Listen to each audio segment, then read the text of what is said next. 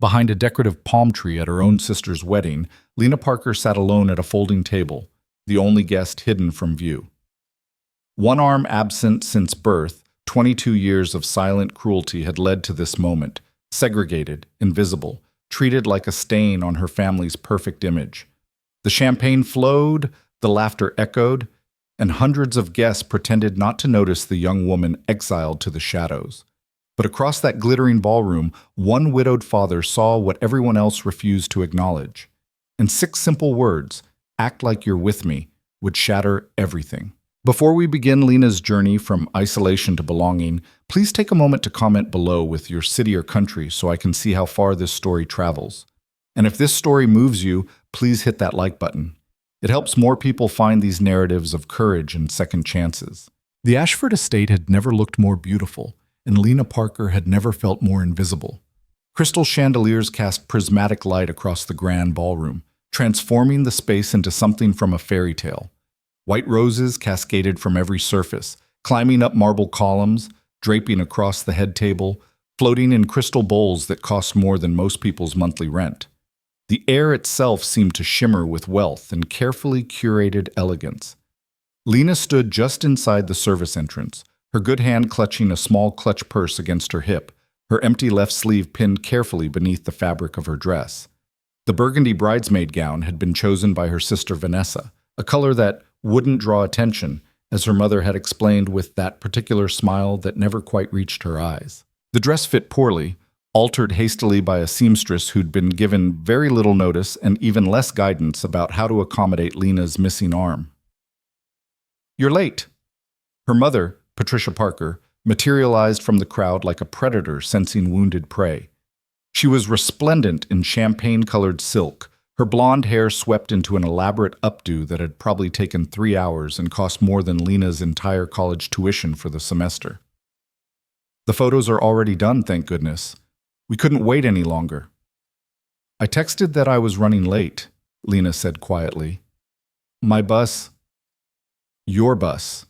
Patricia's lips thinned. "Yes. Well." She glanced around the ballroom, her expression calculating. "We've seated you over there." She gestured vaguely toward the far wall. "Behind the plants. We thought you'd prefer something more private." Lena followed her mother's gesture and felt something cold settle in her chest. Tucked behind an enormous decorative palm and a floor-to-ceiling floral arrangement sat a single folding table, the cheap plastic kind used for outdoor picnics, not elegant wedding receptions. A single folding chair. A single place setting that didn't match the expensive china glittering on every other table in the room. "I'm sitting alone?" The words came out smaller than Lena had intended. "Well, we couldn't very well seat you with the other bridesmaids." Patricia's voice dropped to a harsh whisper. "Vanessa has been planning this day for 2 years. The photos need to be perfect. The seating arrangements need to be perfect. Everything needs to be perfect. Surely you can understand that." What Lena understood, with the clarity that comes from 22 years of carefully administered rejection, was that she would never be perfect enough. Not for this family. Not with one arm missing and a face that didn't photograph well according to Vanessa's expensive wedding planner. Not when her very existence seemed to be a reminder of something imperfect in the Parker family's otherwise flawless presentation. "There are over 300 guests here," Patricia continued, already turning away. "No one will notice. Just stay put. Eat your dinner. Try to look happy. This is your sister's special day." She vanished into the crowd before Lena could respond, swallowed up by the sea of designer gowns and tailored tuxedos. Lena stood frozen for a moment, watching the woman who'd given birth to her treat her like a problem to be managed, rather than a daughter to be celebrated. The loss of her arm had been congenital. She'd been born this way. But sometimes Lena wondered if what she was really missing wasn't a limb at all. It was the part of her parents that should have loved her unconditionally. That part seemed to have never developed either. She made her way across the ballroom, weaving between tables where people laughed and clinked glasses and didn't meet her eyes. Behind the decorative palm, her exile felt even more pronounced. From her folding chair, she could see thin slices of the celebration through the fronds, glimpses of her sister's radiant smile, her father's proud expression, her mother's perfectly maintained composure. None of them looked her way. A server appeared, young and uncomfortable, clearly instructed to bring her meal separately from the others. "Here's your dinner, miss," he mumbled, setting down a plate without ceremony. The food was the same as what everyone else received: seared salmon, roasted vegetables, some kind of grain pilaf. But somehow it tasted like ashes in her mouth. Lena picked at the meal mechanically, listening to the sounds of joy and celebration that felt like they were happening in another world entirely. This wasn't the first time she'd been made to feel like an outsider in her own family. That distinction belonged to countless childhood moments: birthday parties where her gifts were noticeably cheaper than Vanessa's, family photos where she was positioned at the edge of the frame, school events her parents forgot to attend while never missing a single one of Vanessa's performances. But this felt different. This felt like a culmination, a final public declaration that she would never truly belong. "Did you see where they put her?" The voice drifted over from somewhere nearby, close enough that Lena could hear clearly, too far away for her to see who was speaking. "Behind the plants?" Another voice, female and laden with gossip. "I heard Patricia didn't want her in any of the candid shots. That's awful. That's Patricia Parker. Everything has to be perfect. And Lena, well, she doesn't exactly fit the aesthetic, does she?" Lena set down her fork carefully, precisely, as if the small act of control could somehow keep her from shattering. 22 years. 22 years of this, and it still had the power to hurt. Perhaps that was the cruelest part. Not that her family treated her this way, but that some small, hopeful part of her kept expecting things to change. The speeches began. Her father stood at the microphone, tall and distinguished in his expensive tuxedo, and waxed eloquent about his beautiful daughters and how proud he was of this day. Lena waited for him to acknowledge her, even with a glance. He never did. His eyes swept the room and seemed to skip right over the corner where she sat hidden. When her mother spoke, her voice trembled with carefully practiced emotion. "My baby girl," she said, dabbing at tears that might have been real. "Vanessa has always been everything we could have hoped for in a daughter. Beautiful, accomplished, perfect in every way." The words landed like stones. Everything we could have hoped for. The implication hung in the air, and everything we got with the other one was a disappointment. Vanessa's speech was worse because it was entirely focused on herself, her new husband, and their perfect future together. She thanked everyone who'd made the day special: the wedding planner, the caterer, her best friends who'd stood beside her as bridesmaids, even the florist who'd created the stunning arrangements. She thanked her parents profusely for their unconditional love and support. She never mentioned Lena. Not once.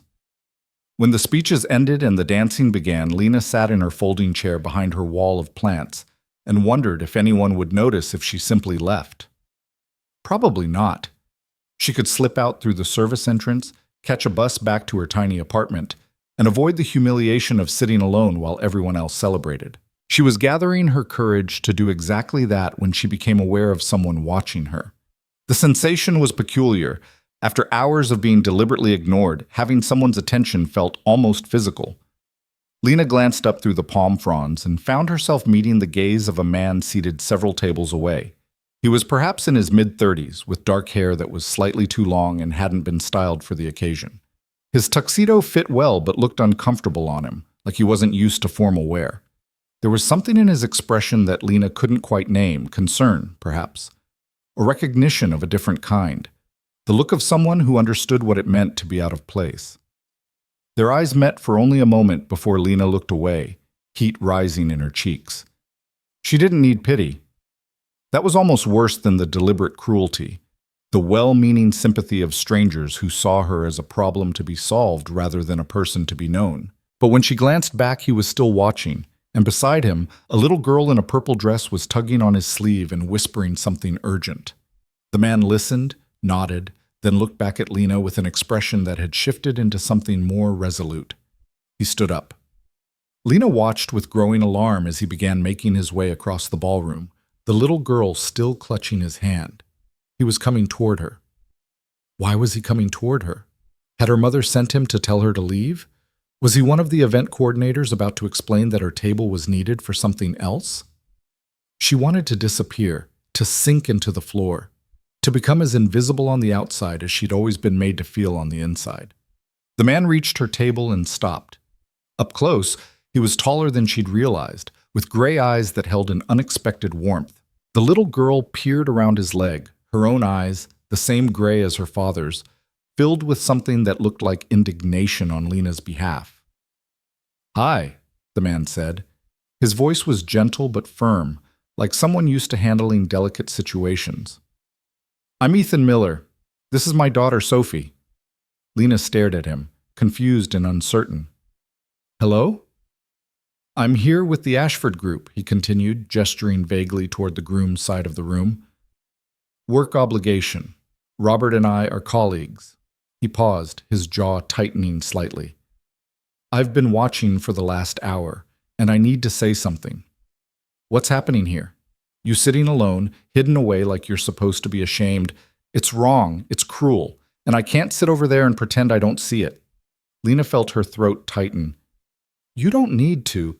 "My daughter noticed you first," Ethan interrupted gently. "She's 7, and she has a better sense of right and wrong than most adults in this room. She asked me why that lady is sitting by herself, why she looks sad, why no one is talking to her."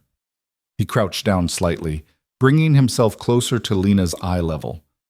"I didn't have a good answer, so I'm here to fix it." "Daddy said hiding people is mean," Sophie added, her small voice carrying surprising conviction. "Like when Emma B. tried to hide Emma R. during group projects because she thinks she's weird. Teacher said that's bullying." From the mouths of children. Lena felt something crack inside her chest, something that had been holding back years of suppressed pain and anger and grief. "I appreciate the sentiment," she managed, her voice rough. "But you don't want to make a scene. My family, your family should be ashamed of themselves." Ethan's voice was quiet but intense. "I lost my wife 3 years ago, cancer. Before she died, she made me promise something. She said that if I ever saw someone being treated unjustly, especially someone vulnerable, I should stand up. That silence in the face of cruelty makes you complicit." He straightened, his expression softening. "I can't make your family treat you better, but I can refuse to be one more person in this room who looks the other way." Lena stared at him, this stranger who had somehow seen her when her own parents couldn't, or wouldn't. "What are you suggesting?" "Come sit with us," Ethan said simply. "I've got an empty seat at my table. Sophie would love the company, and if anyone asks—" He paused, something fierce entering his expression. "Act like you're with me. Let them think you're part of my group. You shouldn't have to sit here alone." 6 words. 6 simple words that somehow contained more kindness than Lena had received from her family in 22 years. "Act like you're with me." Lena's voice failed her. She wanted to say yes, wanted to stand up and walk away from this folding table and this decorative palm and this entire humiliating situation. But 22 years of conditioning held her paralyzed. Your mother will do what, exactly?" There was steel beneath Ethan's gentle tone now. "Tell you to go back to hiding? Explain to the 300 guests why you're not allowed to sit with the other guests?" He held out his hand. "You have a choice right now. You can stay here and let them keep treating you like you're less than human, or you can stand up and claim your dignity." Sophie nodded enthusiastically. "You should sit with us. We have chocolate cake coming for dessert. I'm not supposed to have 2 pieces, but Daddy said special occasions are okay, and this is special because we're making a new friend." The childish logic was somehow more compelling than any adult argument. Lena looked down at Ethan's outstretched hand, steady and sure, offering something she'd been denied her entire life. A choice. She reached out with her good hand and took it. Ethan's grip was firm and warm, and when he helped her stand, he did it without any of the patronizing carefulness people usually employed. He treated her like a person who'd simply been sitting and was now standing, nothing more complicated than that. "Get your purse," he said. "Leave the rest."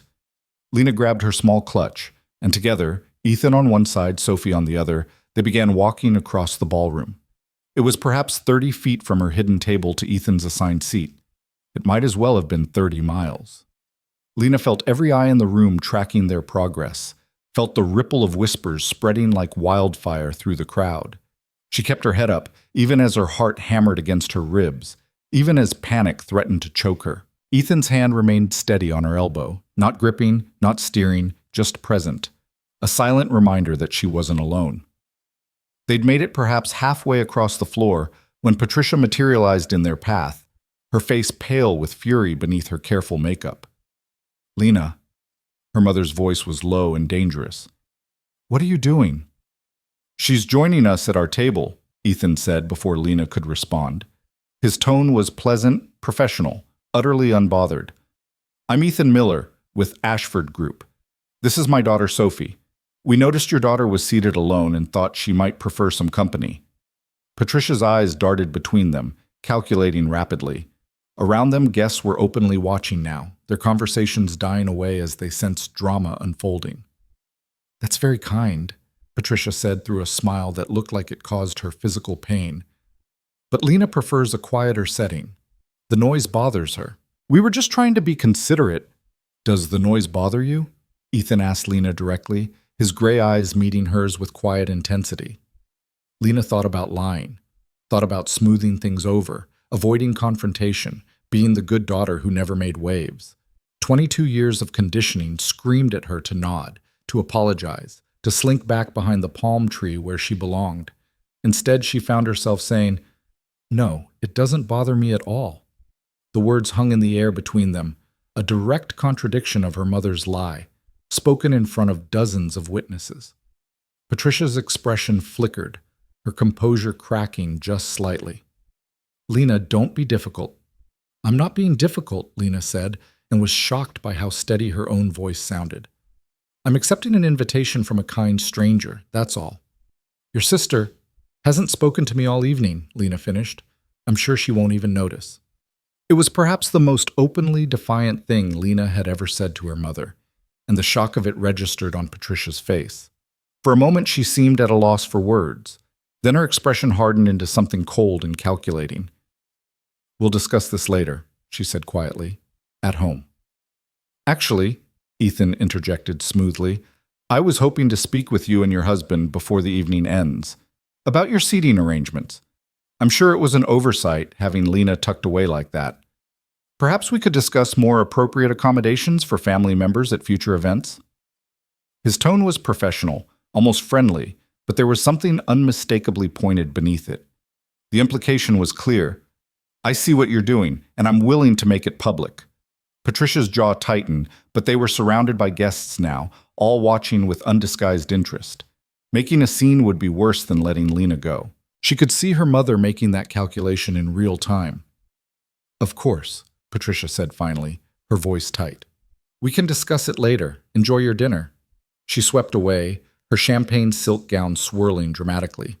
Lena watched her go and felt something shift inside her chest, fear loosening its grip, replaced by something that felt dangerously like hope.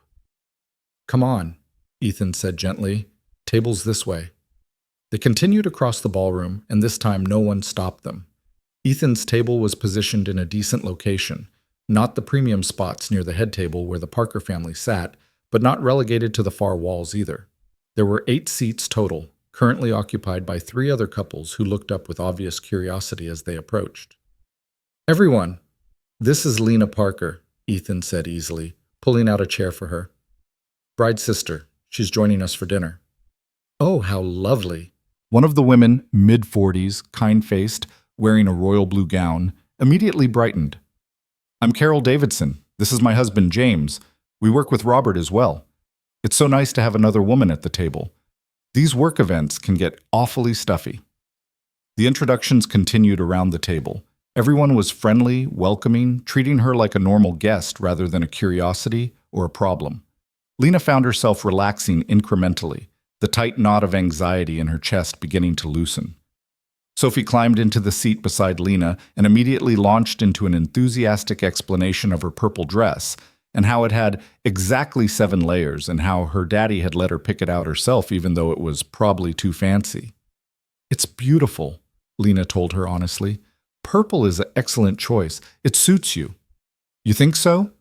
Sophie beamed. "Emma B. said it was too bright. But Emma B. says mean things about everybody, so I don't listen to her." "Do you like your dress?" The question was innocent, without any of the loaded implications Lena was used to.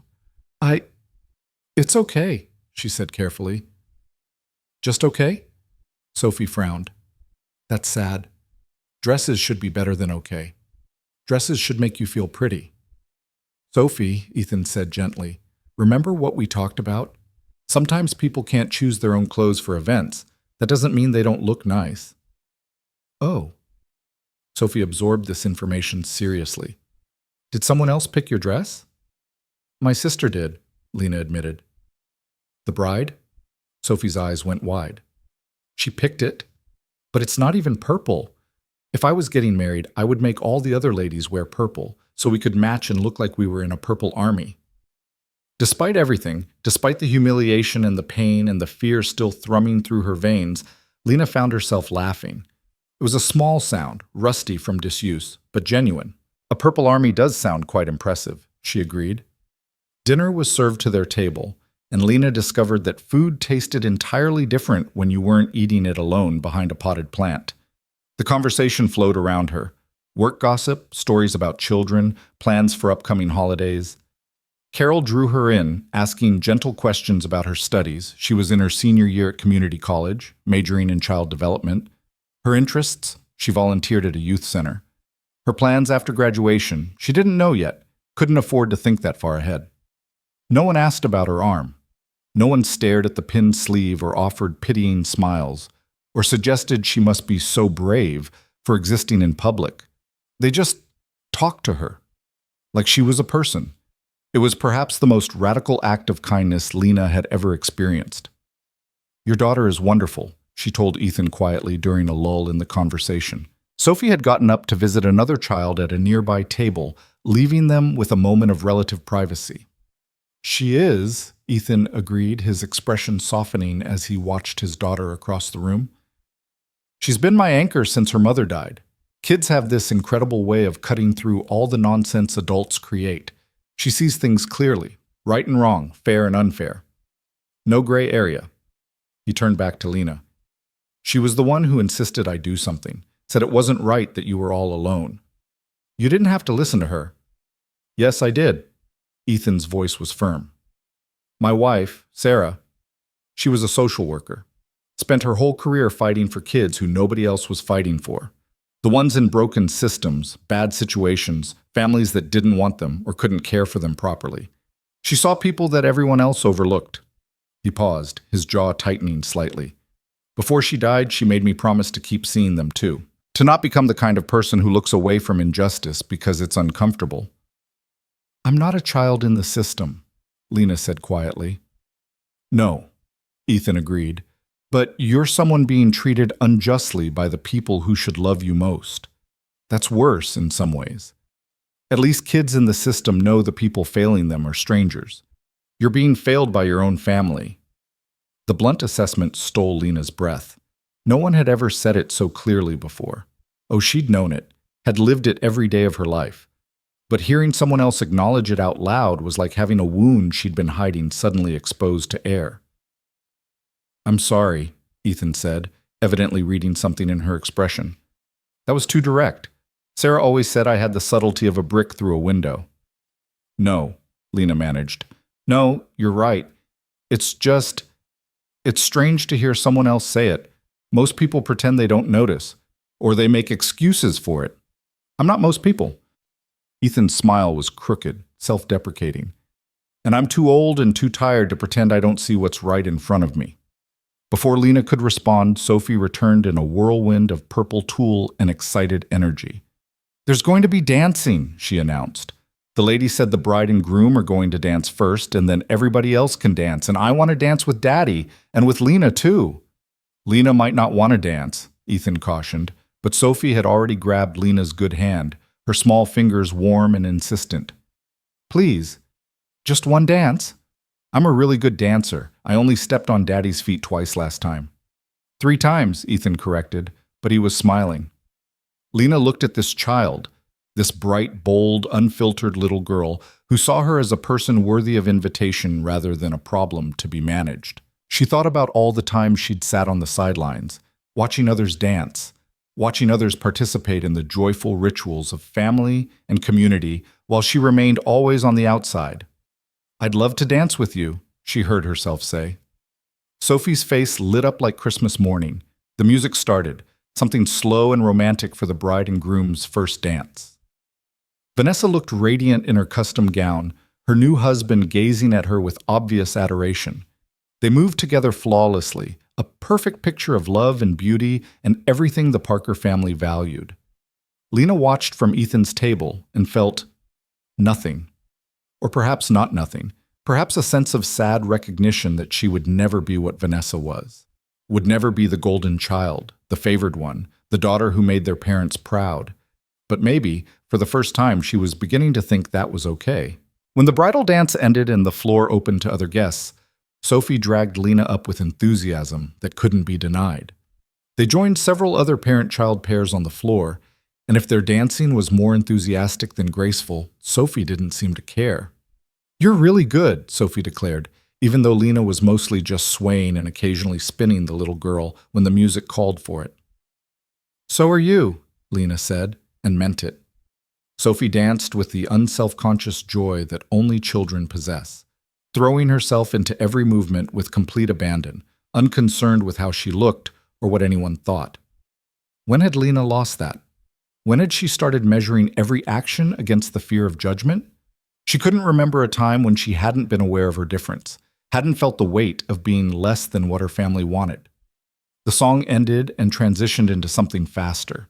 Sophie grabbed Ethan and pulled him onto the floor, and he went with the long-suffering patience of a father who knew resistance was futile. Lena started to step aside, but Ethan caught her hand. "You should stay," he said, "if you want to."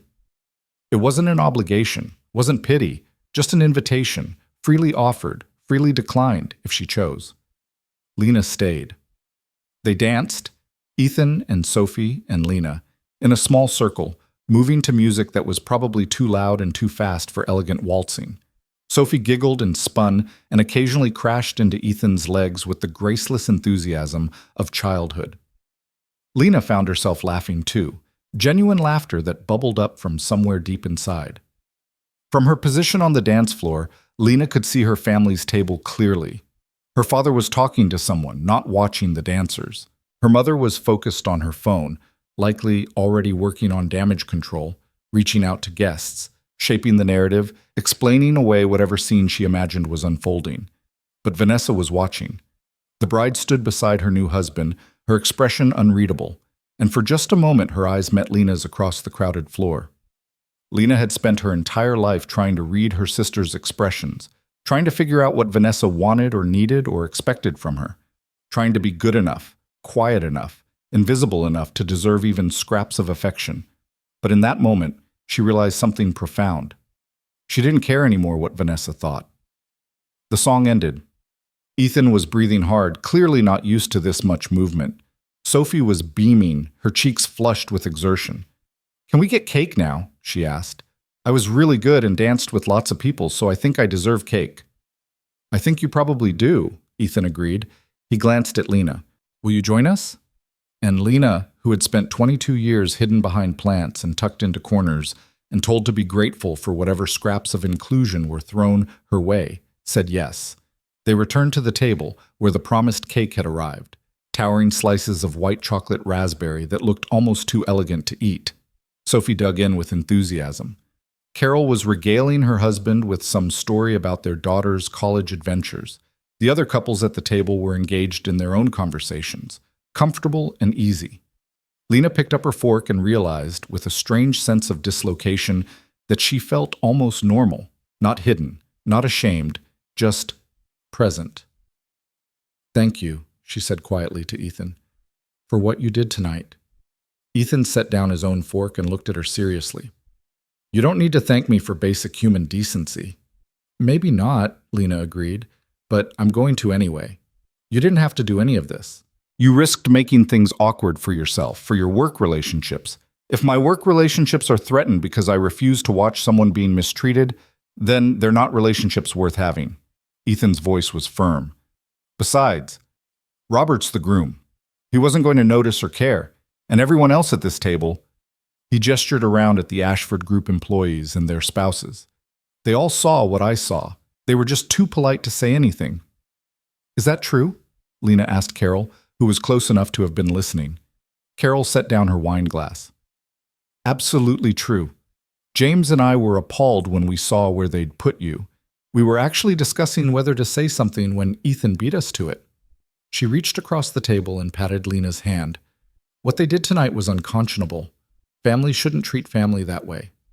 But they do, Lena said quietly. Some families do. Then they don't deserve to be called family, Sophie piped up, chocolate frosting smeared across her chin. Family is supposed to be nice to you, like how Daddy is nice to me and I'm nice to Daddy and we're nice to Grandpa and Grandma, even though they live far away. Out of the mouths of babes, indeed. The evening wore on. The dancing continued. Guests mingled and laughed and celebrated the union of two people who apparently loved each other enough to make promises in front of hundreds of witnesses.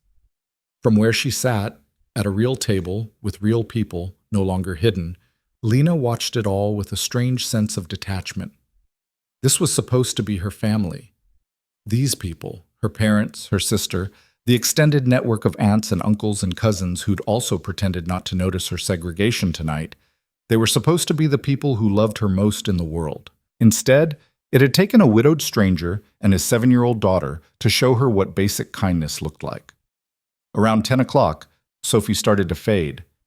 The excitement and sugar and late hour were catching up with her, and she drooped against Ethan's side like a flower wilting in fast motion. I should get her home, Ethan said regretfully. It's past her bedtime by about 2 hours. Thank you, Lena said again. Really, tonight would have been unbearable without you both. What will you do? Ethan asked. After this? Will you be okay? The question caught Lena off guard. When was the last time anyone had asked if she would be okay? I live on my own, she said.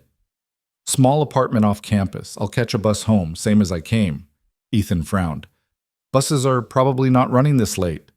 I'll figure it out. I always do. We could give you a ride, he offered. It's not far out of our way, probably. Pride warred with practicality. Pride said she should refuse, should maintain her independence, should prove she didn't need help. Practicality said it was nearly 11 at night and the bus routes were spotty at best, and the Parker family certainly wasn't going to offer her a ride. If it's really not an inconvenience, she said carefully. It's not. Ethan stood, lifting Sophie into his arms. The little girl wrapped her arms around his neck and murmured something incoherent into his shoulder. Let me say goodbye to a few people, then we can go. They made their way toward the exit, pausing for Ethan to shake hands with Robert and wish him well. The groom, a tall man with friendly eyes, seemed genuinely pleased with the well wishes and barely glanced at Lena, which was fine. She was used to being overlooked. They were almost to the door when Vanessa intercepted them. The bride's expression was complicated, anger and confusion and something that might have been hurt, all tangled together beneath her perfect makeup. Lena, she said, I need to talk to you. Vanessa. Lena kept her voice neutral. Congratulations on your wedding. It was beautiful. Don't. Vanessa glanced at Ethan and Sophie, clearly uncomfortable having this conversation in front of witnesses. Can we talk? Privately? Sophie needs to get to bed, Lena said, which was true, but also a convenient excuse. It will just take a minute. Vanessa's voice had taken on a pleading quality that Lena had rarely heard. Please? Ethan looked at Lena, eyebrows raised in question. The choice was hers. 1 minute, Lena agreed. They stepped aside into a small alcove near the coat check. Ethan stayed within sight, but out of earshot, giving them privacy while clearly remaining available if Lena needed him. What were you doing? Vanessa hissed as soon as they were alone. You made a scene. You embarrassed me in front of all my guests. I sat at a different table, Lena interrupted. That's all. I accepted an invitation from a kind stranger. How is that embarrassing you? You were supposed to stay where Mom put you. Behind a plant? Lena's voice was sharper than she'd intended. Hidden away like something shameful? Why, Vanessa? Why does my presence at your wedding need to be concealed? Vanessa's face flushed. You know why. The photos. The photos. Lena laughed, but there was no humor in it. Yes. Can't have me in the photos. Can't have anyone remember that the Parker family has an imperfect daughter. God forbid someone see that you have a sister who's missing an arm. That's not fair, but what's not fair, Lena said, and her voice was shaking now, is that I have spent my entire life trying to be invisible so I wouldn't embarrass you. What's not fair is that I came to your wedding, Vanessa, and you couldn't even look at me during your speech. You thanked the florist. You thanked the woman who made your cake. But you couldn't say one word about your own sister. Vanessa's eyes were wet now, but Lena couldn't tell if the tears were genuine or performative. You don't understand. Then help me understand, Lena challenged. Tell me why. Tell me what I did wrong that made this family hate me so much. We don't hate you. Then why do you treat me like you do? The words burst out of Lena, 2 decades of suppressed pain finally finding voice. Why have you spent my entire life making me feel like I was a burden? A mistake? Something to be ashamed of? Vanessa opened her mouth, closed it, opened it again. And in that moment of hesitation, Lena saw the truth written clearly on her sister's face. Vanessa didn't have an answer. Or worse, she did have an answer, but it was one she wasn't willing to speak aloud. I have to go, Lena said quietly. Thank you for inviting me to your wedding. I hope you and Robert are very happy together. She turned and walked away before Vanessa could respond, before the tears that were threatening could actually fall. Ethan fell into step beside her without comment, Sophie drowsing in his arms. They made it outside into the cool night air before Lena's composure finally cracked. She stopped on the marble steps of the Ashford estate, one hand pressed to her mouth, trying desperately to keep the sobs contained. Hey, Ethan said gently. Hey, it's okay. Let it out. And because he was a stranger, because he had no expectations of her, no history with her, no investment in maintaining the careful fiction that the Parker family was anything other than broken, Lena did. She cried. 22 years of hurt and rejection and desperate longing for a family that would never love her the way she needed. She cried for the little girl who'd watched her sister receive elaborate birthday parties while she got grocery store cupcakes. For the teenager who'd heard her parents explain to relatives that they only really wanted one child while she was standing right there. For every moment she'd been made to feel less than, other than, never quite enough. Ethan didn't try to stop her or minimize her pain with empty platitudes. He just stood there, solid and steady, one hand resting lightly on her shoulder, while Sophie slept against his chest, oblivious to the adult grief unfolding around her. When the tears finally subsided, leaving Lena empty and exhausted, Ethan offered her a handkerchief, an actual cloth handkerchief, like something from another era. My wife always insisted I carry one, he said as Lena took it. Said you never know when someone might need it. Your wife sounds like she was a remarkable woman. She was. Ethan's voice was soft with memory and old grief. She would have liked you, would have been furious about what happened in there tonight. They stood there for a moment longer, the sounds of the wedding reception muffled by distance and marble walls. Then Ethan shifted Sophie's weight and gestured toward the parking lot. Come on, he said. Let's get you home. The drive back to Lena's apartment was quiet. Sophie had fallen fully asleep in her car seat, and Lena was too wrung out for conversation. She directed Ethan through the darkened streets, finally pointing out a worn apartment complex on the edge of campus. This is me, she said. Ethan pulled up to the curb and put the car in park. For a moment, neither of them spoke.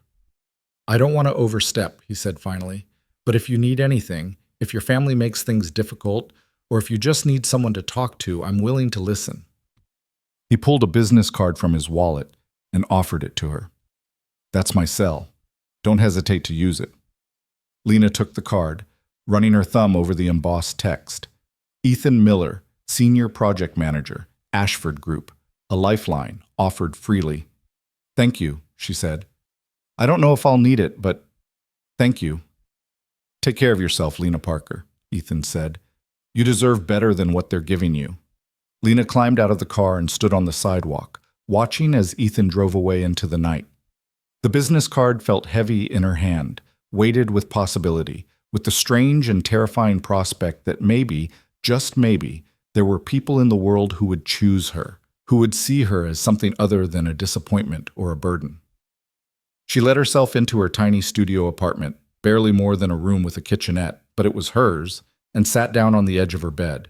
Her phone had multiple texts from her mother, each one more furious than the last. Demands that she come home immediately. Accusations of ruining Vanessa's special day. Threats of consequences if she didn't fix this, apologize, make things right. Lena stared at the messages for a long moment. Then, with hands that only trembled slightly, she typed out a single response. I'm not coming home. Not tonight. Maybe not ever. I'm done being your family's shameful secret. She hit send before she could second-guess herself. Then she turned off her phone, tucked Ethan's business card carefully into her wallet, and lay down in the darkness of her small apartment. Tomorrow would bring consequences. Tomorrow would bring her mother's wrath and her father's disappointed silence and Vanessa's tearful accusations. But tonight, for the first time in her 22 years, Lena Parker had chosen herself, and that, somehow, felt like a revolution. The morning after the wedding arrived with the subtlety of a sledgehammer. Lena woke to the sound of her phone buzzing with relentless fury, text after text, call after call, each notification a small detonation of family rage. She'd turned the phone back on at 7, hoping perhaps the night had cooled her mother's temper. That hope died within 30 seconds. There were 43 messages, 17 missed calls, 3 voicemails that Lena couldn't bring herself to listen to because she could see their duration, 2 minutes, 4 minutes, 6 minutes of what she knew would be vitriol dressed up as parental concern. The texts from her mother started relatively restrained and deteriorated rapidly. The early ones demanded she come home immediately to discuss her behavior. By midnight, they devolved into threats about cutting off what little financial support they provided, her phone bill, the occasional grocery money when things got tight. The final message, sent at 2 a.m, was just 3 words: "You ungrateful child." Vanessa's texts were different. Hurt rather than angry, pleading rather than demanding. "You ruined my wedding. How could you do this to me? Everyone is talking about it. Mom is furious. Dad won't even speak. Please call me. Please fix this." Lena sat on her bed, really just a mattress on a frame she'd found at a thrift store, and stared at her phone. The smart thing would be to apologize, to grovel, to beg forgiveness for the unforgivable sin of accepting an invitation from a stranger instead of remaining hidden behind decorative foliage like the family embarrassment she was supposed to be. The smart thing would be to go back. But something had shifted last night, something fundamental. Maybe it was the way Ethan had looked at her, not with pity, but with anger on her behalf. Maybe it was Sophie's guileless observation that hiding people was mean. Maybe it was simply that she'd finally reached the breaking point that 22 years of rejection had been building toward. Whatever it was, Lena found she couldn't make herself care about being smart anymore. She typed out a message to her mother. "I'll come get my things this afternoon." Then she turned off her phone again and sat in the silence of her apartment, listening to the sounds of the complex waking up around her.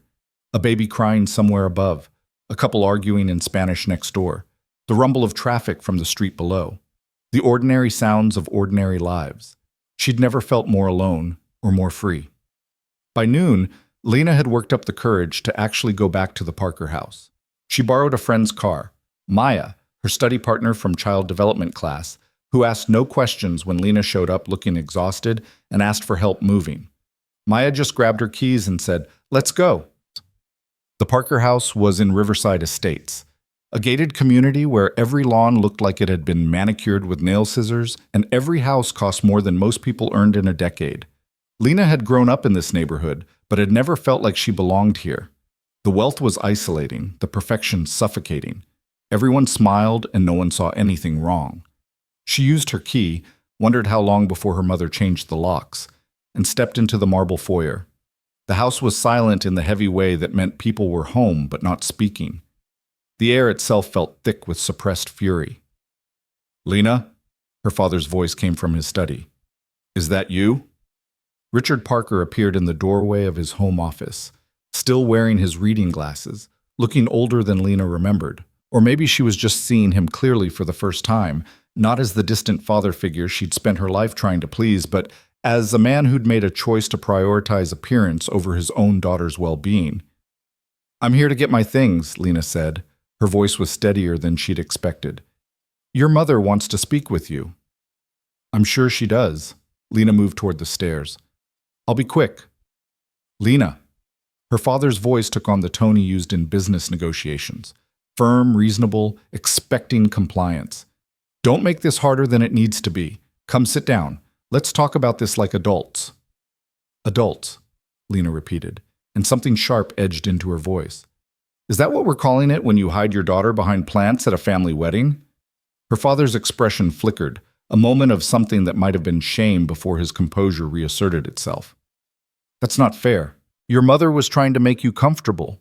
By segregating me from the other guests, by putting me at a folding table like I was party staff, that was for my comfort?" Lena shook her head. "No, Dad. That was for your comfort, for Mom's comfort, for Vanessa's comfort. Everything has always been about everyone else's comfort. Well, I'm not comfortable anymore. So I'm leaving."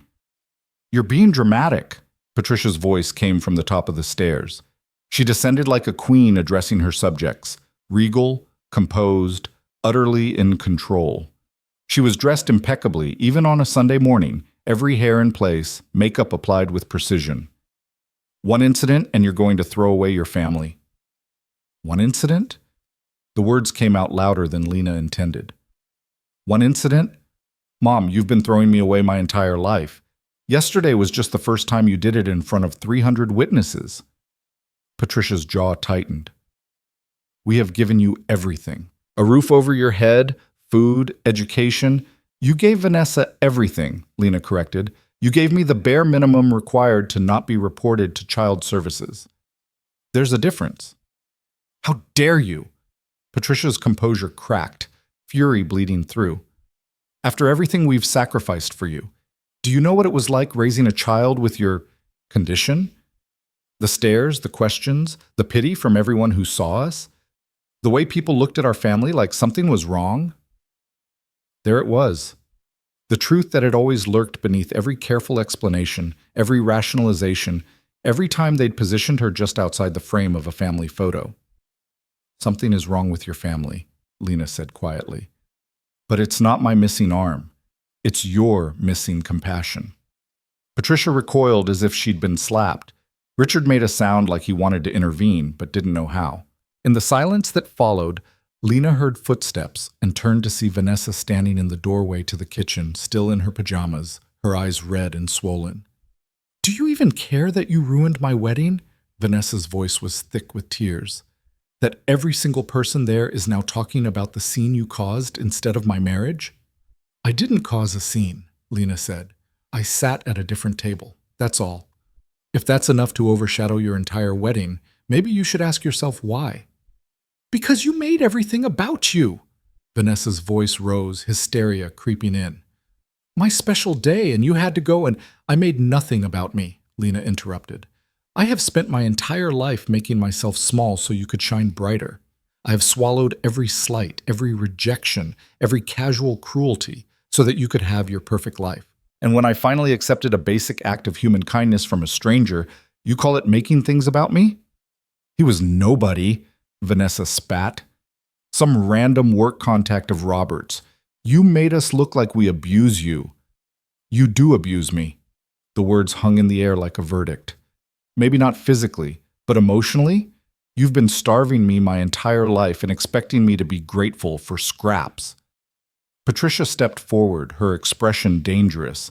"If you walk out of this house right now, don't expect to be welcomed back. We will not tolerate this disrespect. We will not be manipulated by your victim narrative." "It's not a narrative," Lena said. "It's just what happened. And I'm done pretending otherwise." She climbed the stairs to her childhood bedroom, the smallest room in the house, tucked away at the end of the hall like an afterthought. The walls were bare because Patricia had never wanted her to clutter them up with posters or pictures. The furniture was hand-me-down pieces from when Vanessa had upgraded to a designer bedroom set at 14. Everything about the space screamed temporary, unwanted, barely tolerated. Lena grabbed her duffel bag from the closet and began packing. Clothes, books, the few personal items she'd accumulated. It didn't take long, she'd never been encouraged to have much, and what she did own fit easily into 2 bags. She was zipping up the second when her phone buzzed in her pocket. She turned it back on for navigation, and now messages were flooding in again. But this time, mixed in with her family's fury, there was something else. A text from an unknown number. "This is Carol Davidson from the wedding last night. Ethan gave me your number. Hope that's okay. Just wanted to check in and see if you're all right. What happened last night wasn't right. If you need anything, please reach out." Then another, from a different unknown number. "Hi Lena, this is James Davidson, Carol's husband. I work with your brother-in-law Robert. I want you to know that several of us from last night have had conversations with him this morning. What your family did was unconscionable. We've made sure Robert understands that. You have support if you need it." Lena sat down hard on her bed, staring at her phone. These people, virtual strangers, were checking on her, offering support, holding her family accountable in ways her own relatives never had. A knock on her doorframe made her look up. Maya stood there, taking in the sparse room with wide eyes. "This is your bedroom?" Maya asked quietly. "I've seen dorm rooms with more personality." "I wasn't exactly encouraged to personalize." Lena stood, shouldering both bags. "I'm ready to go." They made it to the front door before Patricia blocked their path one final time. "If you leave now," she said, her voice cold and precise, "we're done. No more money, no more phone, no more pretending we're a family. You'll be on your own." Lena looked at her mother, this woman who'd given birth to her but had never truly wanted her, who'd seen her as a burden, a disappointment, a flaw in an otherwise perfect life. And she felt something inside her settle into a kind of sad certainty. "We've never been a family," Lena said. "Not really, so I'm not losing anything I ever actually had." She walked out the door, Maya beside her, and didn't look back. The next few days passed in a blur of logistics and survival. Her mother made good on her threat. The phone service was cut off by Monday evening. Lena switched to a bare-bones prepaid plan she could barely afford. The small amount of money her parents had been depositing monthly for groceries stopped immediately. Her father sent a single email. "Your mother and I believe this separation is best for everyone. We hope you'll reconsider your behavior and rejoin the family when you're ready to apologize." Lena deleted it without responding. She picked up extra shifts at the campus bookstore where she worked part-time. Maya helped her apply for additional student aid. Her advisor in the child development program connected her with a paid internship at the youth center where she volunteered. It wasn't much, but it was something. It was hers. On Wednesday evening, Lena found herself staring at Ethan's business card. She'd carried it in her wallet since Saturday night, not sure what she'd intended to do with it. Part of her wanted to call, to thank him again, to tell him that his simple act of kindness had given her the courage to finally break free. Part of her was terrified that if she reached out, she'd discover that the warmth and concern he'd shown had just been situational, a good man having a generous moment, not someone who actually wanted to stay connected to her problems. Before she could talk herself out of it, she texted the number. "This is Lena Parker from the wedding. I wanted to let you know I took your advice. I chose my dignity. Thank you for showing me what that could look like." The response came within minutes. "Proud of you. That takes real courage. How are you holding up?" Lena found herself smiling at her phone, a small, genuine expression that felt foreign on her face. She typed, "Honestly, terrified, but also lighter than I've felt in years. That's normal. Change is scary even when it's necessary. Listen, Sophie has been asking about you. She wants to know if you're okay. Would you want to get coffee sometime? No pressure. Coffee. Such a normal thing, such an ordinary invitation. And yet it felt monumental. This man she barely knew, offering continued kindness with no ulterior motive, no conditions attached. I'd like that, she typed back. They met on Saturday at a small cafe near campus. Sophie arrived wearing a bright yellow dress and immediately launched into an enthusiastic update about her week. A math test she'd aced. A girl at school who'd been mean, but who Sophie had decided to be nice to anyway because sometimes people are mean because they're sad inside. And a new book about dragons that her daddy had been reading to her at bedtime. Sophie was worried about you, Ethan said once his daughter had exhausted her initial burst of conversation and turned her attention to a chocolate chip muffin. She kept asking if the lady from the wedding was going to be okay. I'm okay, Lena said, and was surprised to realize it was mostly true. Things are difficult, but I'm managing. Your family? Haven't spoken to them since I moved out Sunday. My mother cut off my phone and the grocery money. My dad sent one email telling me to apologize and come back when I was ready to behave. Lena took a sip of her coffee. I'm not going back. Ethan's expression was grave. That's financial abuse. Using money to control your behavior. I know. Lena had learned the term in one of her child development classes, had recognized it intellectually. Applying it to her own life still felt strange. But I'm an adult. I can manage. You shouldn't have to just manage, Ethan said quietly. You should be thriving. Sophie looked up from her muffin, chocolate smeared across her chin. Are your mommy and daddy still being mean? Sophie, Ethan said gently, that's not… It's okay, Lena interrupted. She looked at the little girl and saw only genuine concern, no judgment, no pity, just the straightforward empathy that children possess before the world teaches them to look away. Yeah, they're still being mean, so I'm staying away from them for a while. Sophie absorbed this information seriously. That's good. Mrs. Chen says we should stay away from people who are mean to us, even if they're family. She says family is supposed to be the people who love you, not the people who hurt you.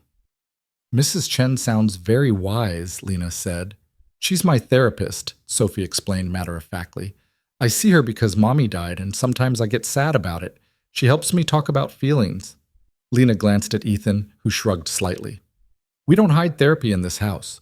Sophie knows it's a normal, healthy thing to talk about emotions with a professional.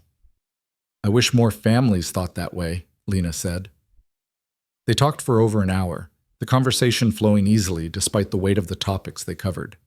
Ethan asked about her studies, her internship, her plans after graduation. He talked about his work, something involving project management for urban development that Lena didn't entirely understand but that he clearly cared about. Sophie interjected periodically with observations about school or requests for Lena's opinion on important matters, like whether purple or yellow was a better color for dragons. It was remarkably normal, remarkably comfortable, and that comfort made Lena nervous in a way she couldn't quite articulate. Why are you doing this? She asked finally, when Sophie had gotten up to look at the cafe's display case of pastries. Being kind to me, checking in. You don't owe me anything. Ethan was quiet for a moment, his gray eyes thoughtful. My wife grew up in foster care, he said finally. Bounced around from age 6 until she aged out at 18. Some homes were okay, some were less okay. She used to say that what saved her wasn't any one person or any one moment.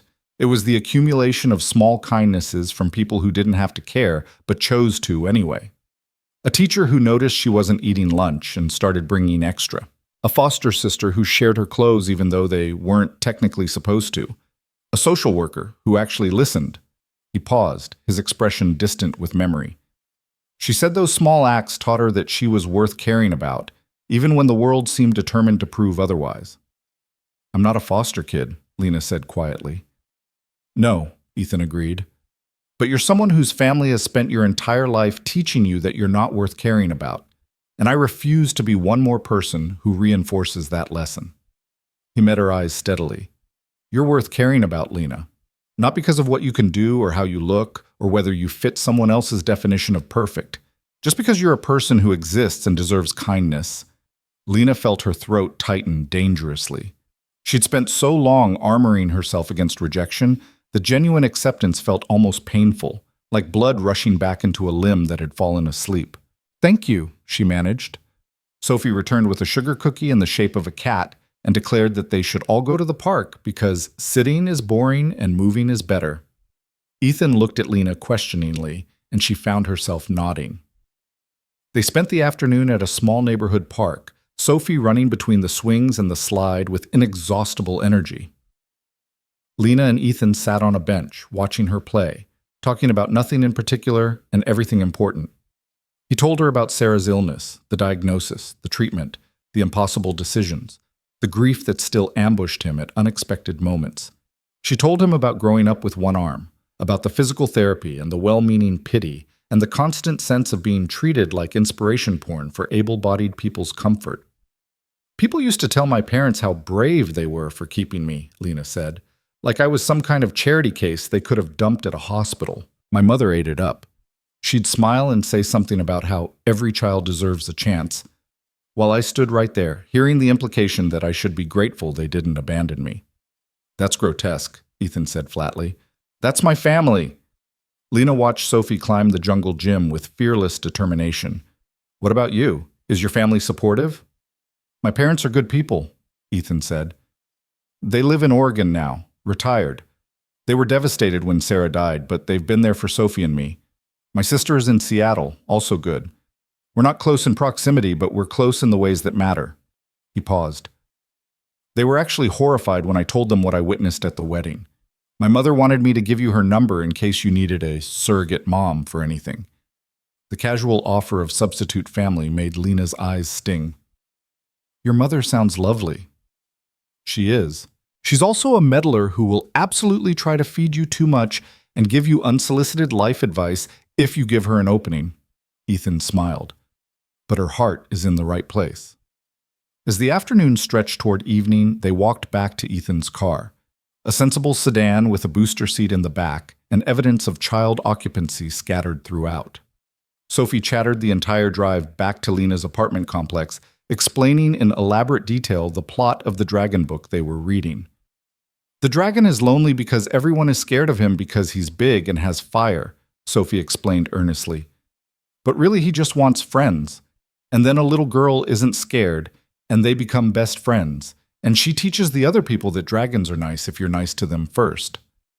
That sounds like a good story, Lena said. It is. You should read it too. Then we could talk about it together. Sophie's eyes lit up. You could come to our house for dinner and we could read it together. Sophie, Ethan said gently. Lena might be busy. I'd like that, Lena heard herself say. If you're sure I wouldn't be intruding. You wouldn't be, Ethan said firmly. How's Friday night? Friday arrived with Lena's stomach tied in anxious knots. She'd accepted the dinner invitation impulsively, caught up in Sophie's enthusiasm and Ethan's genuine warmth.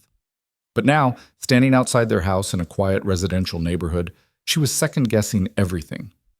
What was she doing here? These people barely knew her.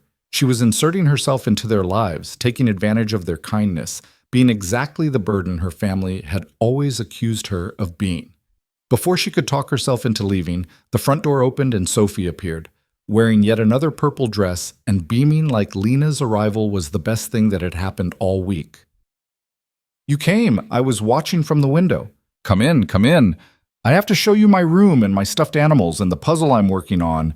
Sophie, let her breathe, Ethan said, appearing behind his daughter. He was in jeans and a t-shirt, more casual than Lena had seen him, somehow younger looking without the wedding formality. Hi. Come in. Ignore Sophie's overstimulation. I'm not overstimulated, Sophie protested. I'm excited. Mrs. Chen says excited is different from overstimulated. Fair enough. Ethan stepped aside to let Lena enter. You're excited. I'm relieved you actually showed up. I was 50-50 on whether anxiety would win. The casual acknowledgement of her nervousness should have been embarrassing. Instead, it was oddly comforting, like he understood the mental battle she'd fought and wasn't judging her for it. The house was smaller than the Parker mansion, but felt more like a home than anywhere Lena had grown up. There were photos everywhere, Sarah and Ethan's wedding, Sophie as a baby, family trips to beaches and mountains. Artwork that was clearly Sophie's creation hung on the refrigerator. Shoes were piled by the door. Mail sat in a basket on the hall table. Everything spoke of people actually living here, not just staging a perfect backdrop for other people's approval. Sophie, show Lena around while I check on dinner, Ethan said. But brief tour, okay? We're eating in 20 minutes. Sophie grabbed Lena's hand and dragged her through the house with a running commentary on everything they passed. That's Daddy's office, where he does boring work stuff sometimes. That's the bathroom where I take baths and it has a mermaid shower curtain. That's Daddy's room, and we don't go in there without permission because privacy is important, and this is my room. Sophie's bedroom was an explosion of color and personality. Purple walls, glow-in-the-dark stars on the ceiling, bookshelves overflowing with well-loved books, and an impressive collection of stuffed animals arranged on the bed. It was exactly what a 7-year-old's room should be, and it made Lena's chest ache with something she couldn't name. This is Mr. Fluffkins, Sophie said, holding up a bedraggled stuffed rabbit. Mommy gave him to me when I was born. And this is Dragon. I know that's not a very good name, but I named her when I was 4 and now it's too late to change it. And this is..." The tour continued. Each stuffed animal had a name and a backstory. Each book had been read multiple times. Everything in the room spoke of a child who was cherished, whose interests were nurtured, whose personality was celebrated rather than suppressed. "Your room is wonderful," Lena said when Sophie finally wound down. "Daddy says I can paint it any color I want," Sophie said proudly. "I picked purple. He says when I'm older, if I want to change it, I can pick something else." "What color was your room when you were my age?" "White," Lena said. "My mother said it was neutral and sophisticated." Sophie wrinkled her nose. "That sounds boring." It was. They went back downstairs where Ethan had set the table and was pulling a lasagna from the oven.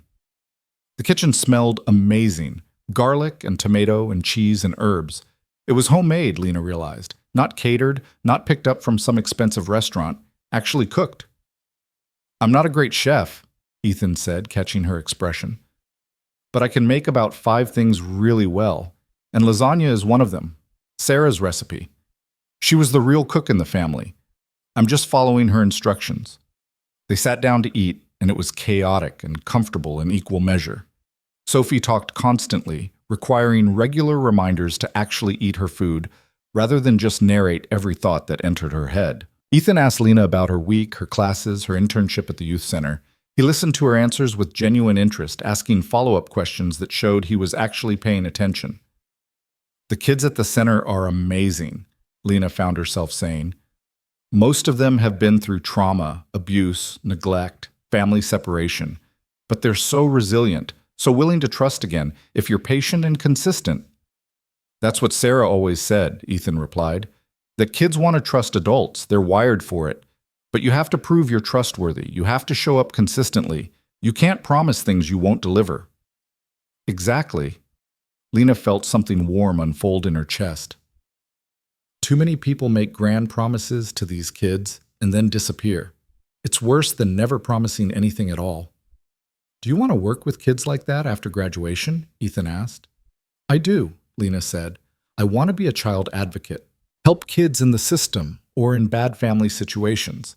Make sure they have someone fighting for them." She paused, then added quietly, "I needed someone like that when I was growing up. I want to be that person for other kids." Ethan's expression was difficult to read. "You'll be good at it." After dinner, they moved to the living room. Sophie insisted on showing Lena the Dragon book, which led to Ethan reading it aloud while Sophie provided commentary, and Lena found herself genuinely invested in whether the dragon and the girl would convince the village that dragons could be friends. Somewhere around chapter 3, Sophie curled up against Lena's side, her small body warm and trusting. The gesture was so casual, so natural, as if Sophie had known her for years rather than days, and Lena found herself carefully putting her arm around the little girl's shoulders, holding her breath, waiting for someone to tell her she was overstepping. No one did. Ethan just kept reading, his voice steady and warm, glancing up occasionally to meet Lena's eyes with something that looked like approval. When the chapter ended, Sophie was drowsy, fighting sleep with the determination of children everywhere who don't want the day to end. "Bedtime," Ethan announced, and Sophie groaned dramatically. "But Lena just got here." "Lena will come back," Ethan said. Then he looked at Lena. "Right?" It was a question, not an assumption. An invitation freely offered, freely declined if she chose. And Lena found herself nodding before she could overthink it. "I'd like to come back," she said. Sophie's face lit up. "Promise?" "I promise." Ethan carried Sophie upstairs for her bedtime routine, and Lena sat alone in the living room, surrounded by evidence of this small, warm family. Photos of Sarah smiled down from the walls, a beautiful woman with Ethan's same gray eyes, and a smile that looked like it came easily. She'd been loved. That was clear in every image, and she'd loved back, fiercely and without reservation. Lena wondered what that felt like. To be loved like that. To love like that. Ethan returned 20 minutes later, looking tired but content. She went down easier than usual. I think having company wore her out. He sat down on the couch, a careful distance away from Lena, but not so far as to seem standoffish. Thank you for coming tonight. Sophie's been looking forward to it all week. Thank you for inviting me, Lena said. You have no idea what this means to me, having a place where I'm actually wanted. You're wanted here, Ethan said simply. Sophie adores you, and I like having you around. You're easy to talk to. You don't require performance or pretense. That's rare. They talked for another hour, the conversation drifting from heavy topics to lighter ones and back again. Ethan told her about his work stress, about navigating single parenthood, about the loneliness that still caught him off guard 3 years after Sarah's death. Lena told him about her studies, about her dreams of making a difference, about the fear that she'd somehow inherited her family's capacity for emotional distance and would end up hurting people the way she'd been hurt. You won't, Ethan said with certainty. Awareness is the first step to breaking cycles. You're already doing the work. When Lena finally left around 10, Ethan walked her to her borrowed car. The night was cool, quiet, full of the ordinary sounds of a neighborhood settling in for sleep. Drive safe, he said. Text when you get home so I know you made it. You don't have to worry about me, Lena protested. I know I don't have to. Ethan's smile was soft in the porch light. I want to. There's a difference. Lena drove home with those words echoing in her head. I want to.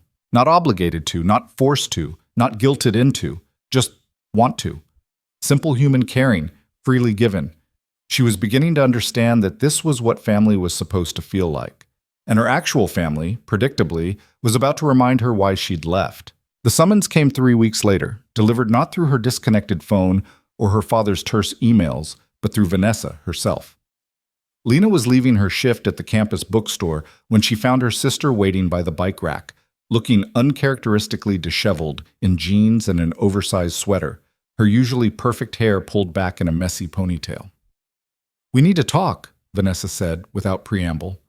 Lena's first instinct was to refuse, to walk past her sister and pretend this encounter wasn't happening. But something in Vanessa's expression stopped her. Not anger or accusation, but something that looked almost like desperation. About what? Lena asked carefully. About what happened. About everything. Vanessa glanced around the parking lot as if checking for witnesses. Can we go somewhere? Get coffee or something? I don't think that's a good idea. Please. The word came out raw, unpolished. I'm not here to yell at you or make demands. I need to talk to someone who might actually tell me the truth. Against her better judgment, Lena agreed. They ended up at the same cafe where she'd met Ethan and Sophie weeks earlier, sitting across from each other at a small table near the window. Vanessa ordered an elaborate latte with extra espresso. Lena stuck with black coffee she couldn't really afford but needed for this conversation. Robert moved out, Vanessa said abruptly once they were seated. 3 days ago. He's staying at a hotel while we figure things out. Lena blinked, genuinely surprised. What happened? People from the wedding kept talking to him. Vanessa's voice was brittle. His colleagues, the Ashford Group people. They told him what they saw, how you were treated, how Mom and Dad handled it, and he started asking questions I couldn't answer. She took a shaky sip of her latte. He asked me why my own sister was sitting alone at my wedding, why you were hidden behind plants, why none of us acknowledged you during the speeches. And what did you say? At first I made excuses, said you preferred it that way, that you got overwhelmed in crowds, all the lies Mom fed me over the years. Vanessa's hands trembled around her cup. But Robert is smart. He's worked with enough dysfunctional family systems through his job. He consults on corporate culture and leadership dynamics. He knows what emotional abuse looks like, and he saw it. In our family, in me. Lena didn't know what to say to that. The vindication felt hollow rather than satisfying. He said he couldn't be married to someone who participated in treating family that way, Vanessa continued. He said I had a choice, either get help and start addressing the damage, or he was done. He doesn't want to bring children into a family system like ours. Her voice cracked. So now my marriage is falling apart 3 weeks in, and Mom blames you. Of course she does, Lena said quietly. I blamed you too. At first, Vanessa finally met Lena's eyes. I was so angry. At you, at Robert, at everyone who made my perfect wedding into this disaster. But then I started thinking about what Robert said, about how I participated, how I've always participated. She paused, seeming to gather courage. Do you remember my 10th birthday party? Lena remembered. She'd been 8, excited to celebrate her sister's special day. Patricia had spent weeks planning an elaborate princess party, a rented hall, professional entertainment, designer decorations. Vanessa had been allowed to invite her entire class plus friends from dance and soccer. Lena had invited 3 kids from her own class, girls who'd been nice to her despite her missing arm. The night before the party, Patricia had sat Lena down and explained that there wasn't enough room for her friends. The venue was at capacity. Maybe next year. Lena could still come to the party, of course, but she'd need to understand that this was Vanessa's special day, and she shouldn't expect attention. The next day, Lena had watched from a corner as Vanessa opened presents and blew out candles and danced with all her friends. The 3 girls Lena had invited never knew they'd been uninvited. Lena had been too ashamed to tell them, too young to understand that the shame wasn't hers to carry. I remember, Lena said. I knew your friends were uninvited, Vanessa said. Mom told me she had to make room for more of my friends, and I was happy about it. Happy that I got more attention, more people celebrating me. I was 10, and I was already learning that your happiness was less important than mine. She wiped at her eyes with the back of her hand. That was just one incident, but there were hundreds of them, weren't there? 1,000 small cruelties that taught both of us our places. Yes, Lena said simply. I'm not asking you to forgive me. Vanessa's voice was steadier now, more determined. I don't deserve forgiveness. I participated in hurting you for 22 years because it benefited me, because it was easier than standing up to Mom and Dad, because I was selfish and weak, and I told myself it wasn't that bad. She took a breath. But Robert made me see that it was that bad, that what our family did to you was abuse, and I either acknowledge that and try to change, or I lose him. And maybe I deserve to lose him, but I don't want to be that person anymore. Lena studied her sister's face, looking for signs of manipulation or performance. But Vanessa looked genuinely wrecked, red-eyed, pale, stripped of the polished confidence that usually armored her. What do you want from me? Lena asked. Nothing, Vanessa said. I don't want anything. I needed you to know that I'm seeing it now, really seeing it. And I'm sorry. I'm so sorry for all of it. The apology hung between them like something fragile. Lena wanted to accept it, wanted to believe that her sister was capable of real change. But 22 years of disappointment had taught her to be cautious with hope. Are you in therapy? Lena asked. Vanessa nodded. Started last week. Robert insisted. He gave me names of people who specialize in family systems and trauma. I have my 2nd session tomorrow.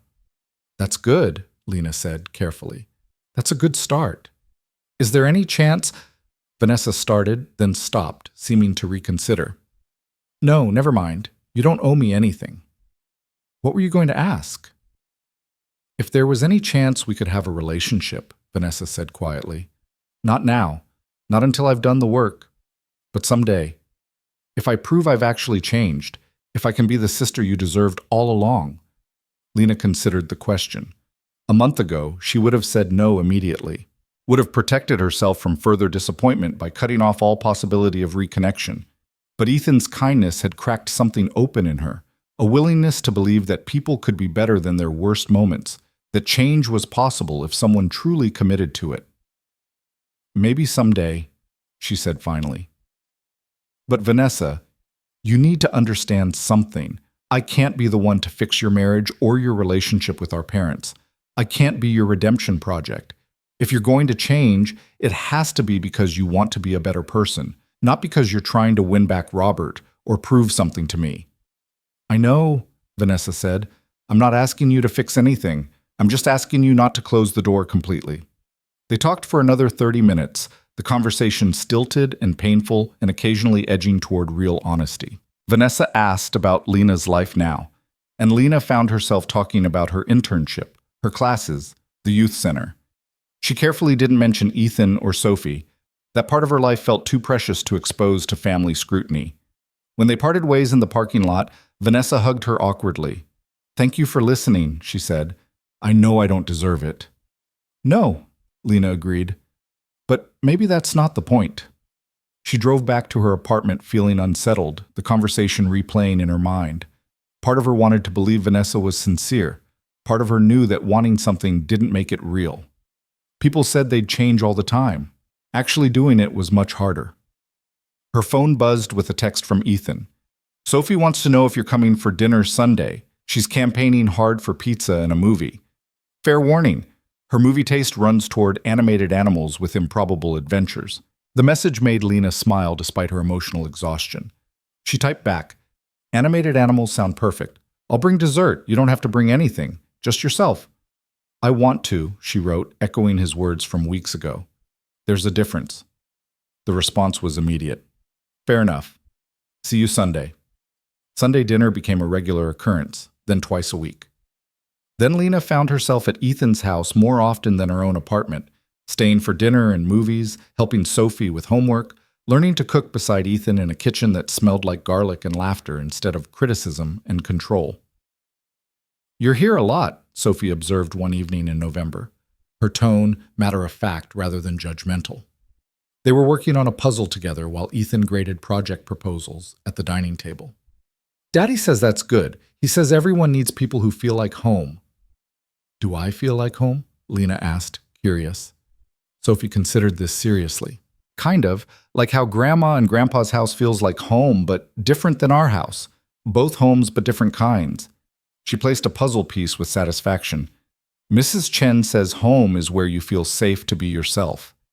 Do you feel safe here? The question was so direct, so earnest, that Lena found herself answering honestly. Yes, I feel very safe here. Good, Sophie beamed. Then it's home. From his position at the table, Ethan caught Lena's eye and smiled, soft and warm and something else she couldn't quite name. Thanksgiving approached, bringing with it an invitation Lena hadn't expected. Ethan's parents were coming to visit from Oregon, and he asked if she'd like to join them for the holiday. You don't have to, he said quickly when Lena hesitated. I know meeting parents can be overwhelming. And my mother is a lot. She means well, but she's going to ask you 100 questions and probably try to feed you until you burst. If it's too much, I completely understand. It's not too much, Lena said. I'm just surprised. Are you sure your parents want a stranger at their family holiday? First of all, you're not a stranger, not anymore. And second, I already told them about you. They're excited to meet you. Ethan's expression turned more serious. They know what happened at the wedding. They know about your family situation. And my mother specifically said to tell you that everyone deserves a family Thanksgiving. And if your biological family won't provide that, then we will. Lena felt her throat tighten. Your mother said that? Direct quote. She's very emphatic about these things. Sarah used to say my mother collected strays, people who needed a place to belong. I think you'd like her. So Lena spent Thanksgiving at Ethan's house, helping his mother Margaret in the kitchen while his father Thomas entertained Sophie with card tricks in the living room. Margaret was exactly as advertised. Warm and opinionated, and absolutely determined to make sure Lena ate enough for 3 people. Ethan told us what happened at that wedding, Margaret said while basting the turkey. That poor excuse for a family you came from. I wanted to drive down here and give your mother a piece of my mind. Mom, Ethan said from the doorway, his tone long suffering. You promised to be subtle. I'm being perfectly subtle, Margaret protested. I haven't said half the things I'm thinking. She turned back to Lena. You're welcome here any time, sweetheart. This house, our house in Oregon. Anywhere we are. You need a family, you've got one. The casual declaration made Lena's vision blur. She excused herself to the bathroom and cried quietly for 5 minutes, overwhelmed by the sheer kindness of people who'd known her for less than 3 months, but had already claimed her as their own. When she emerged, Sophie was waiting in the hallway, concern written across her small face. Are you sad? No, Lena said and meant it. I'm happy. Sometimes people cry when they're happy. Oh. Sophie absorbed this. Daddy does that sometimes. When he looks at pictures of Mommy, he says it's okay to be sad and happy at the same time. Your daddy is very smart. Dinner was chaotic and loud and wonderful. Thomas told embarrassing stories about Ethan's childhood. Margaret kept passing Lena more food. Sophie provided running commentary on everything and had to be reminded repeatedly to actually eat. It was exactly what Lena had imagined family dinners should be, full of laughter and gentle teasing and genuine affection. After dinner, while the adults cleaned up and Sophie watched a movie, Margaret cornered Lena in the kitchen. "My son cares about you," she said without preamble. "A lot.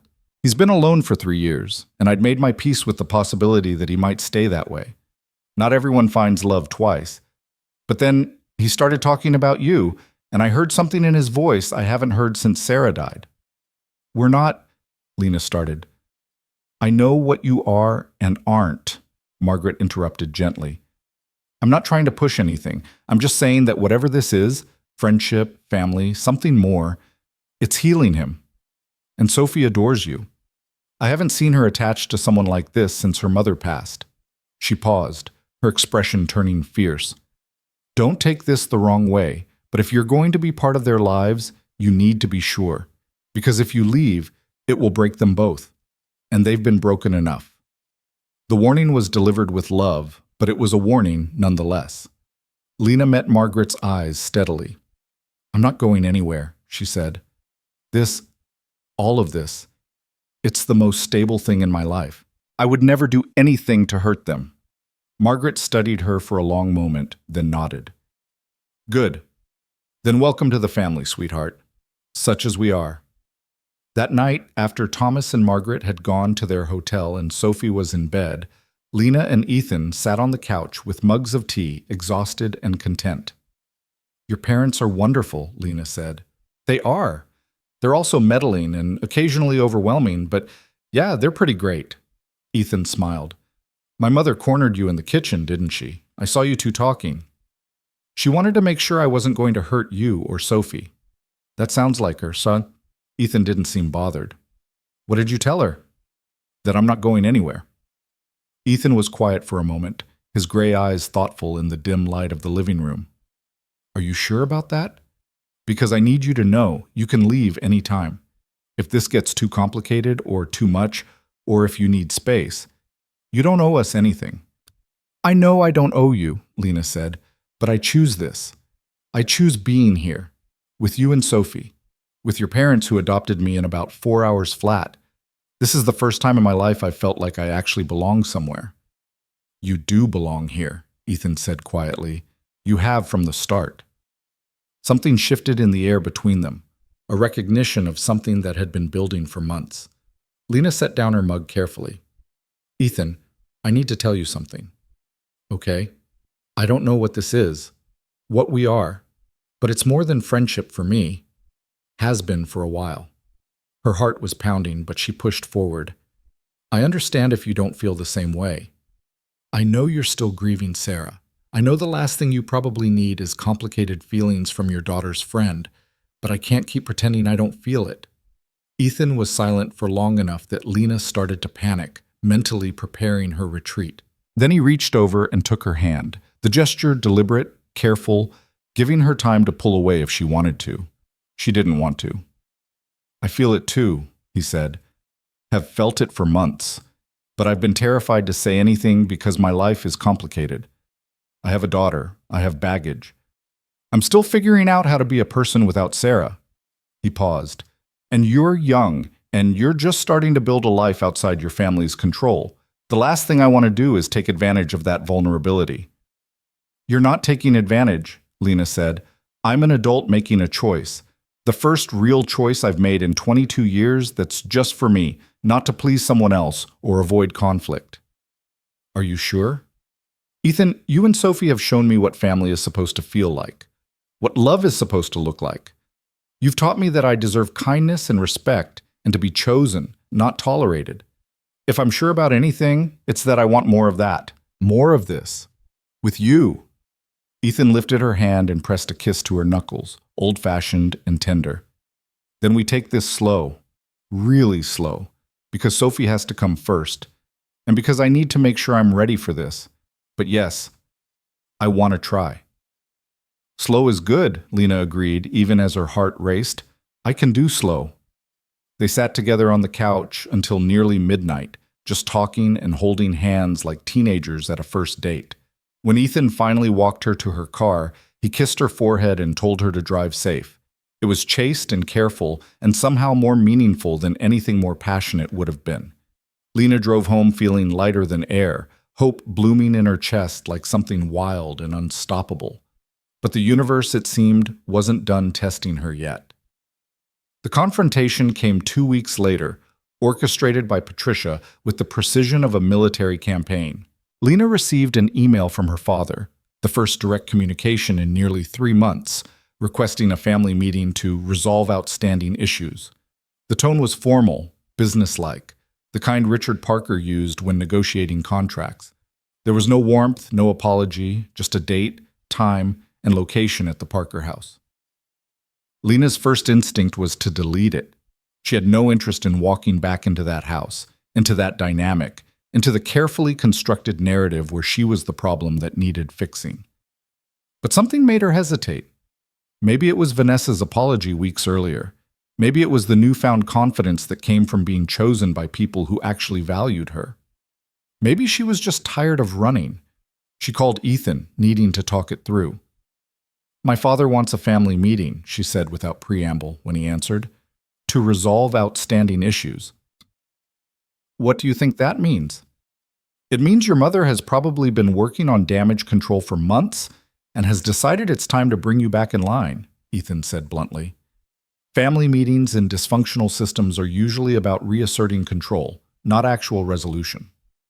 "That's what I thought." Lena sat down on her bed, suddenly exhausted. "Should I go?" "That's your decision, but if you do go, I think you should have support. Someone who can witness what happens and back you up if things get ugly." He paused. "I could go with you, if you want." "You'd do that?" "Lena, I'd walk through fire for you at this point. Dealing with your terrible parents is considerably less dangerous than fire." Despite everything, Lena found herself smiling. "Okay. Yes, if I'm going to do this, I want you there." "Then I'll be there." The meeting was scheduled for Saturday afternoon.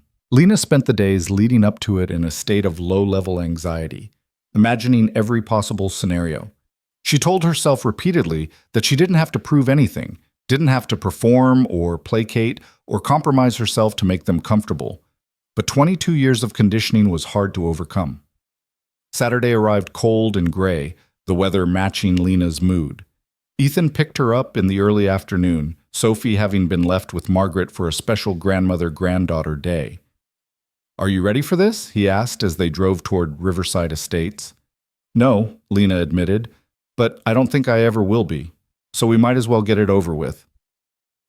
The Parker house looked exactly the same, pristine and imposing and utterly unwelcoming. Lena used her key, which still worked, surprised her mother hadn't changed the locks yet. Patricia had probably calculated that making such an obvious rejection would look bad if word got out. Her family was waiting in the formal living room, the one that was never actually used for living, only for impressing guests. Patricia sat in an armchair looking regal and composed. Richard stood by the fireplace in that position men of authority always seemed to adopt. Vanessa was on the couch, looking uncomfortable, Robert beside her with an expression that suggested he'd rather be anywhere else. They all looked up when Lena entered, followed by Ethan. Patricia's composure cracked slightly at the sight of him. "I said this was a family meeting," she said coldly. "Ethan is my family," Lena replied, her voice steadier than she felt. "More than any of you have ever been. He stays, or I leave." "Lena, don't be dramatic," Richard began. "I'm not being dramatic. I'm stating a boundary. He stays, or this meeting doesn't happen." Her parents exchanged glances, clearly recalculating their strategy. Finally, Patricia gestured stiffly to the couch. "Fine, sit." Lena and Ethan sat together on the opposite couch, presenting a united front. Robert gave Ethan a small nod of recognition. They knew each other from work, though not well. Vanessa looked like she wanted to disappear into the upholstery. "We've asked you here," Patricia began, her tone suggesting this was a formal proceeding rather than a family conversation, "because this situation has gone on long enough. Your behavior at Vanessa's wedding was unacceptable. Your subsequent refusal to apologize or even acknowledge the disruption you caused has damaged this family's reputation. Stop, Ethan said quietly, but with enough force that Patricia actually paused. Let's be very clear about what happened at that wedding. You segregated your daughter, hid her behind plants, and treated her like an embarrassment. When a stranger showed her basic human decency, you tried to force her back into hiding. Those are the facts. Everything that came after was a direct result of your cruelty. Patricia's face flushed. How dare you come into my home? And I dare, because someone needs to say this to your face, Ethan continued. You abused your daughter, emotionally, psychologically, systematically for her entire life. And when she finally stood up for herself, you punished her by cutting off support and demanding she apologize for having the audacity to want to be treated like a human being. We did not abuse her, Richard interjected, his voice taking on that reasonable tone that had always made Lena doubt her own reality. We provided for her. We gave her every opportunity. You gave her the bare minimum required by law, Lena said, finding her voice. And you made sure I knew every day that even that was more than I deserved. You treated me like a charity case, like you were doing me a favor by not abandoning me, and you expected me to be grateful. You should be grateful, Patricia snapped, her composure finally breaking completely. Do you know what we sacrificed? The stares, the questions, the pity from everyone who saw us with a deformed child. Don't. Lena's voice cracked like a whip. Don't you dare call me deformed. I was born without one arm. That's a fact, not a flaw. The only thing deformed in this family is your capacity for love. Vanessa made a small sound, something between a gasp and a sob. Robert's arm went around her shoulders. You've turned this girl against us, Patricia said, glaring at Ethan. You showed up at that wedding like some kind of white knight and poisoned her mind. I opened her eyes, Ethan corrected. There's a difference. She could already see what you were doing. She just hadn't had permission to name it yet. This is exactly why we called this meeting, Richard said, trying to regain control of the conversation. To address these ridiculous accusations and move forward as a family. Lena, your mother and I are willing to let you come back home. We'll even restore your phone service and your allowance. But you need to acknowledge that you overreacted and that we've always had your best interests at heart. The offer hung in the air, a carefully constructed trap. Come back, submit, pretend none of this happened, accept their version of reality where they were the benevolent parents and she was the ungrateful child. No, Lena said simply. No?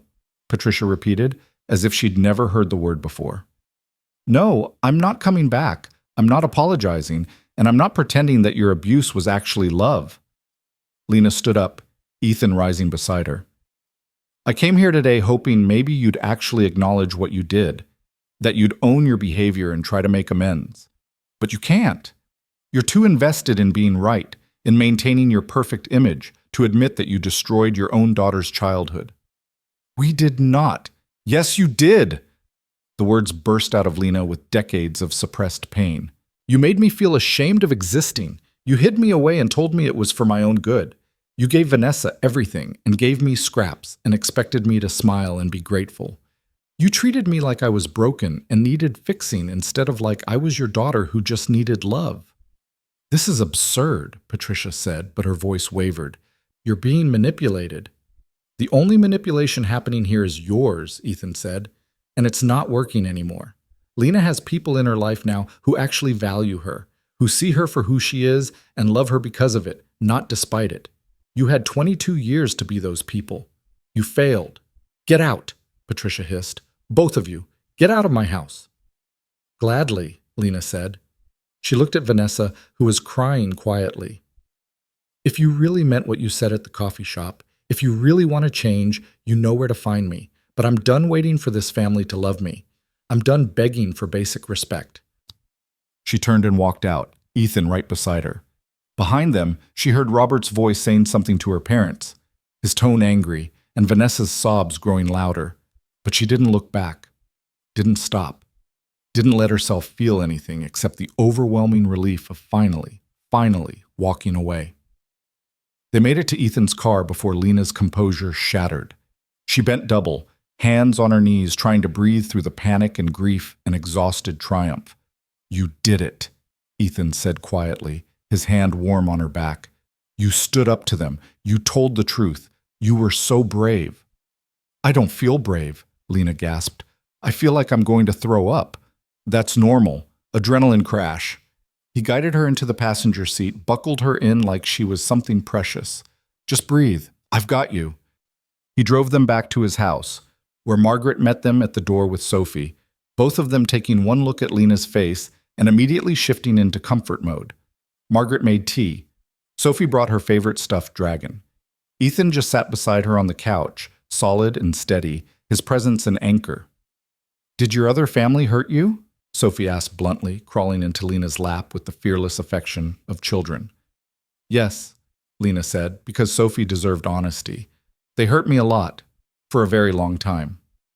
Are you going to go back? No, never. Good, Sophie nodded firmly. You should stay with us. We're your family now, right, Daddy? Ethan met Lena's eyes over his daughter's head. Right, he said softly. We're your family now. And Lena, holding this child who'd claimed her without hesitation, sitting beside this man who'd shown her what love looked like, surrounded by the warmth of people who'd chosen her freely and completely, finally let herself believe it might be true. The weeks following the confrontation passed in a strange blur of grief and relief. Lena mourned the family she'd never really had while simultaneously celebrating her freedom from their toxicity. Some days she felt lighter than air, untethered from 22 years of shame and inadequacy. Other days, the weight of being truly alone in the world pressed down on her chest until she could barely breathe. Ethan and Sophie became her touchstones during those unsteady weeks. She found herself at their house more nights than not, helping with dinner or homework, reading bedtime stories to Sophie, talking with Ethan late into the evening about everything and nothing. The boundaries between friendship and something more blurred incrementally, neither of them rushing but both moving steadily toward a future that felt inevitable. You basically live here now, Sophie observed one December evening. They were decorating the Christmas tree, Sophie insisting that every ornament needed its own special place and detailed justification. You have a toothbrush in our bathroom, and pajamas in the guest room, and your shoes are by the door with ours. Is that okay? Lena asked, suddenly self-conscious. Maybe she'd overstayed her welcome, become the burden her family had always accused her of being. It's good, Sophie said firmly. I like when you're here. The house feels happier. She hung a glittery reindeer ornament with great ceremony. Daddy smiles more when you're around. He used to smile less after Mommy died, but now he smiles the way he used to in the old pictures. From across the room, Ethan met Lena's eyes with an expression that made her heart skip. He'd been sorting through boxes of ornaments, but had clearly been listening to their conversation. Sophie's right, he said quietly. You make this house feel like a home again. If you want to be here, we want you here. As much as you want, for as long as you want. What if I want to be here all the time? The words escaped before Lena could think better of them. What if I want to stop pretending I have somewhere else to go back to? The question hung in the air, loaded with implications. Ethan set down the ornament box and crossed the room, taking Lena's hand with the careful gentleness that had become familiar. Then stop pretending, he said simply. Move in, officially, not as a guest, but as part of this family. You can't just... Lena's throat tightened. Ethan, we've only been actually dating for 3 weeks. People don't move in together after 3 weeks. People in normal circumstances don't, Ethan agreed. But nothing about our situation is normal. You're here almost every night anyway. Sophie already thinks of you as family. And He paused, seeming to gather his thoughts. I love you. I know it's fast. I know it's complicated. But I love Sarah from the moment I met her, and I know what this feeling is. So if you need time to figure out your own feelings, that's fine. Take all the time you need. But don't stay away because you think it's too soon or too fast or not proper. Stay away only if you don't want to be here. Sophie abandoned the tree decorating entirely and wrapped her arms around both their legs in what had become her signature group hug. Please stay, she said into the fabric of Lena's jeans. Please, please, please. I'll share my room if you need space, and I promise to be really quiet in the morning so you can sleep. Lena looked down at this child who'd claimed her so completely, then up at this man who'd shown her what it meant to be chosen, and felt something inside her chest crack open with possibility. I love you too, she said to Ethan, the words feeling both enormous and simple. Both of you, this whole weird, wonderful, unexpected family. And yes, I want to stay. Sophie's cheer of triumph was loud enough to probably disturb the neighbors. Ethan pulled Lena close and kissed her properly for the first time, tender and careful and full of promise. When they broke apart, Sophie was beaming at them with the satisfied expression of someone who'd just successfully completed a complicated mission. Now we can get Lena her own ornament for the tree, she announced, because she's family and family gets ornaments. Can we go shopping tomorrow? Please. We can go shopping tomorrow, Ethan agreed, laughing. But first we need to finish decorating with the ornaments we already have.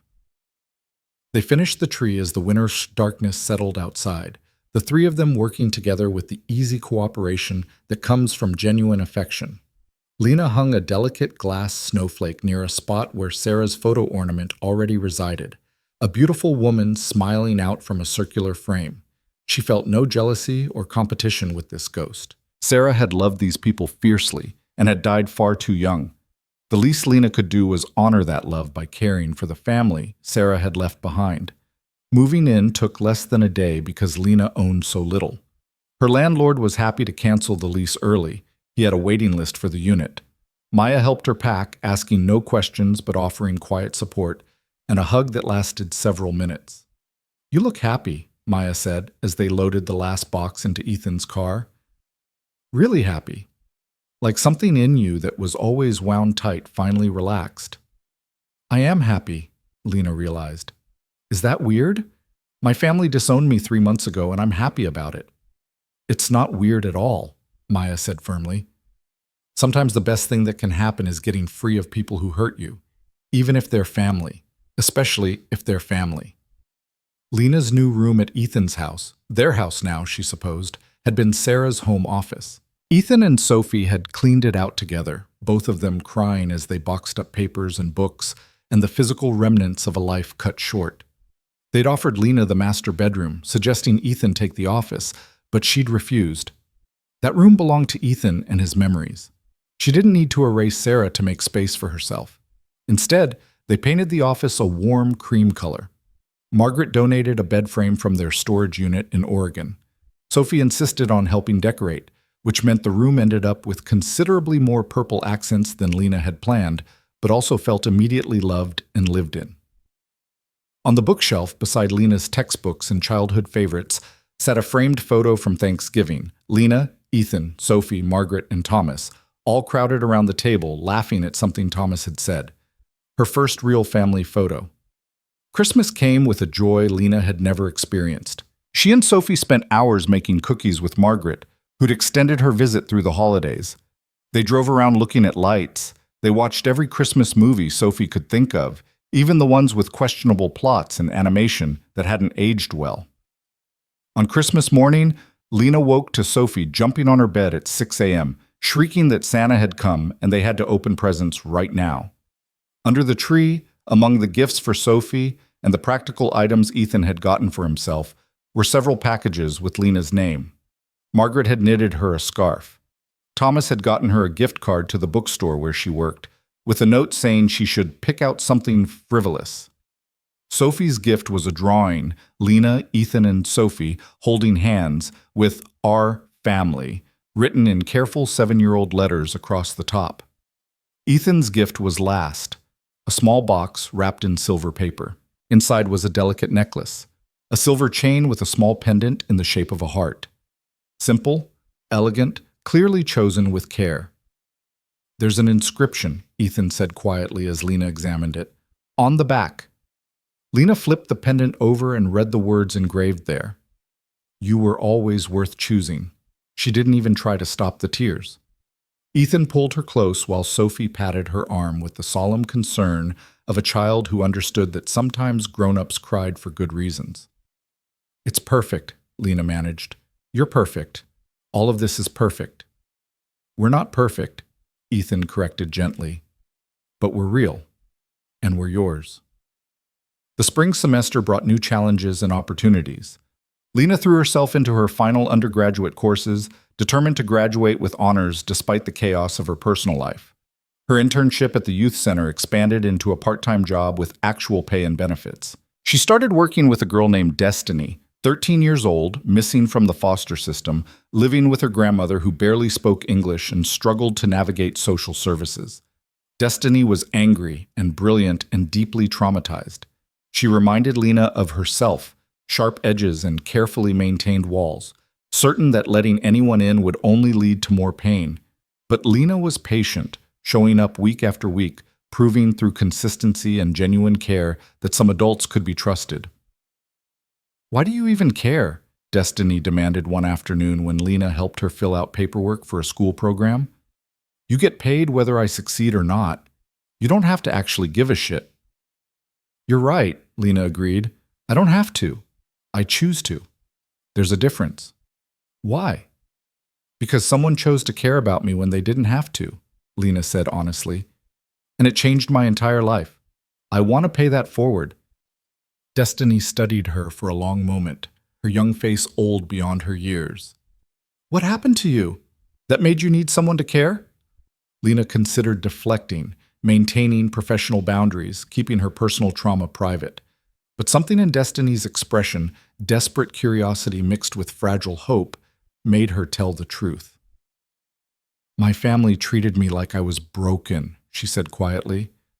"I was born missing an arm, and instead of loving me as I was, they spent my entire childhood making me feel ashamed. They hid me away, gave me scraps of affection, made me believe I wasn't worth loving." Destiny's eyes widened. "What did you do?" "I believed them for a long time. And then I met someone who refused to accept their version of reality. Someone who saw me and said, 'You deserve better than this.' And he was right. I did deserve better. So I left." "Just like that?" "Not just like that," Lena corrected. "It took courage I didn't know I had, and support from people who chose to love me. But yes, I left. And now I have a real family. People who chose me because they wanted to, not because they felt obligated to." Destiny was quiet for a while, processing this information. Then, so quietly Lena almost missed it, she said, "I wish someone would choose me like that." "I'm choosing you right now," Lena said. "That's what this is. Me showing up, helping you, believing in you even when you don't believe in yourself. That's what choosing someone looks like." Something shifted in Destiny's expression, walls beginning to crack, hope beginning to creep through. It would take time, Lena knew. Trust wasn't built in a single conversation. But this was a start. She told Ethan about the interaction that evening while they cooked dinner together. Sophie was at a friend's house for a play date, giving them rare time alone. "You're good at this," Ethan said, chopping vegetables with the methodical precision he brought to all tasks, working with kids, seeing what they need, and providing it without being patronizing. "I learned from the best," Lena said, stealing a piece of pepper from his cutting board. "You and Sarah both, in different ways.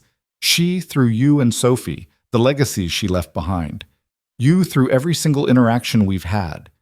Ethan set down his knife and pulled her close, vegetable prep forgotten. "I'm proud of you, I don't say that enough. But watching you build this life, help these kids, become the person you were always meant to be, it's remarkable. I couldn't have done it without you." "Yes, you could have," Ethan said firmly. "You're the one who walked away from your family. You're the one putting yourself through school. You're the one showing up for kids like Destiny. I'm just the guy who got lucky enough to be in the right place at the right time." "You're the guy who refused to look away," Lena corrected. "That's not luck. That's character." They kissed in the kitchen, dinner temporarily abandoned, lost in each other until the timer on the oven startled them apart. It was domestic and comfortable, and everything Lena had never let herself dream of having. That comfort was shattered 2 weeks later when Vanessa showed up at the youth center. Lena was in the middle of a session with Destiny when the receptionist knocked on the door. "Sorry to interrupt, but there's someone here asking for you. Says she's your sister?" Lena's stomach dropped. She glanced at Destiny, who'd immediately tensed at the interruption, her walls slamming back into place. "Can you give me 5 minutes?" Lena asked the receptionist. Then to Destiny, "I'm sorry, this is unexpected, but I promise I'll be back, and we'll finish this conversation, okay?" Destiny shrugged with studied indifference, but Lena could see the hurt beneath it. Another adult putting something else ahead of her. Another small abandonment. I mean it, Lena said firmly. 5 minutes? Then I'm back. You can time me if you want. She found Vanessa in the small waiting area, looking out of place in her designer clothes and perfect makeup. Her sister had lost weight since the wedding, Lena noticed. There were shadows under her eyes that concealer couldn't quite hide. What are you doing here? Lena asked, keeping her voice low. How did you even know where I work? I asked around, Vanessa said, called your school, said I was trying to get in touch. They gave me this address. She twisted her hands together nervously. I'm sorry for just showing up, but you weren't answering my texts and I needed to talk to you. I've been busy, Lena said, which was true but also an excuse. She'd been avoiding Vanessa's periodic messages, uncertain whether her sister's claimed transformation was genuine or just another manipulation. I know, I'm not trying to guilt you. Vanessa took a shaky breath. Robert and I are separating, officially. The divorce will be final in a few months. Despite everything, Lena felt a pang of sympathy. I'm sorry. Don't be. It's my fault. I waited too long to change, worked too slowly on myself. By the time I actually started addressing my issues, he'd already checked out emotionally. Vanessa's smile was bitter. Turns out you can't participate in abuse for 22 years and then expect people to just forgive you because you finally feel bad about it. Vanessa, I'm not here for pity, Vanessa interrupted, or to ask you to fix my marriage. That's done. I'm here because I've been in therapy for 4 months now, and my therapist suggested I might benefit from making amends. Real amends. Not the fake apology I gave you at the coffee shop where I was still making it about me and my problems. Lena glanced back toward her office, where Destiny was waiting. I'm in the middle of a session. I can't do this right now. I know. I'm sorry. Vanessa reached into her purse and pulled out an envelope. I wrote you a letter. Everything I should have said years ago. Everything I'm learning about myself and what I participated in. You don't have to read it. You don't have to forgive me. But I needed to try to make things right, even if it's 20 years too late. Lena took the envelope reluctantly. Vanessa, I don't know what you want from me. Nothing, Vanessa said, and her voice cracked. I don't want anything. I just wanted you to know that I see it now. All of it. What Mom and Dad did. What I did. The damage we caused. And I'm sorry. I'm so sorry. Before Lena could respond, Vanessa was gone, walking quickly out of the youth center and disappearing into the parking lot. Lena stood holding the envelope, feeling ambushed and unsettled. She shoved the letter into her bag and went back to Destiny, who was slumped in her chair with her arms crossed defensively. 6.5 minutes, Destiny said accusingly. What? You said 5. You're right, I'm sorry, that was disrespectful of your time. Lena sat down and gave Destiny her full attention. Where were we? Destiny studied her suspiciously. Who was that lady? My biological sister. We're not close. She looked upset. She was. She wanted to apologize for things that happened a long time ago. Are you going to forgive her? The question was loaded with more than curiosity. Destiny was testing whether forgiveness was possible, whether people who'd hurt you could change. I don't know yet, Lena answered honestly. She hurt me for a very long time. An apology doesn't erase that damage, but it's a start. Sometimes that's all people can offer, a start. Whether that's enough is something only the person who was hurt can decide. Destiny absorbed this carefully. My mom wants to see me again. She's been clean for 6 months. Grandma says I should give her another chance. What do you want? I don't know. Destiny's voice was small, vulnerable in a way she rarely allowed. I'm scared she'll hurt me again, but I'm also scared that if I don't try, I'll regret it forever. Both of those fears are valid, Lena said gently, and there's no right answer. You get to protect yourself. You also get to take calculated risks if you choose to, but whatever you decide, I'll support you. They talked for another 30 minutes, unpacking Destiny's complicated feelings about her mother, about trust, about the terror and hope that came with the possibility of reconciliation. When the session ended, Destiny left looking slightly less burdened, and Lena felt the satisfaction that came from doing meaningful work. She didn't read Vanessa's letter until that night, after Sophie was asleep and she and Ethan were curled up on the couch. She pulled out the envelope and Ethan immediately sat up straighter. "What's that?" "Letter from Vanessa. She showed up at work today." Lena turned the envelope over in her hands. "She's divorcing Robert. Says she's been in therapy and wants to make amends." "Do you want to read it?" "I don't know. Part of me does. Part of me wants to throw it away and never think about my biological family again." "Both valid responses," Ethan said, echoing her words to Destiny earlier. "What does your gut say?" Lena thought about it, really examined her feelings beneath the knee-jerk defensiveness. "My gut says I should read it, not because I owe her anything, but because I want to know if she's actually changing or if this is more manipulation." "Then read it. I'll be right here." Lena opened the envelope and pulled out several pages of handwritten text. Vanessa's handwriting was neat and precise, just like everything else about her. She took a breath and began to read.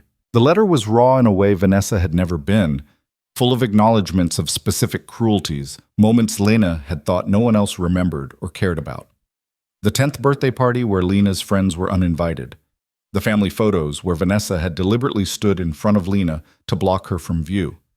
The time in high school when Vanessa had accidentally spilled juice on Lena's dress right before a school dance because she didn't want her sister looking too nice.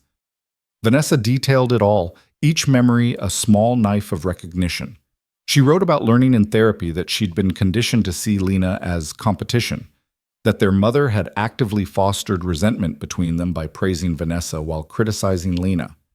She wrote about how she'd internalized the idea that love was scarce, that if Lena received attention or affection, it somehow meant less for her.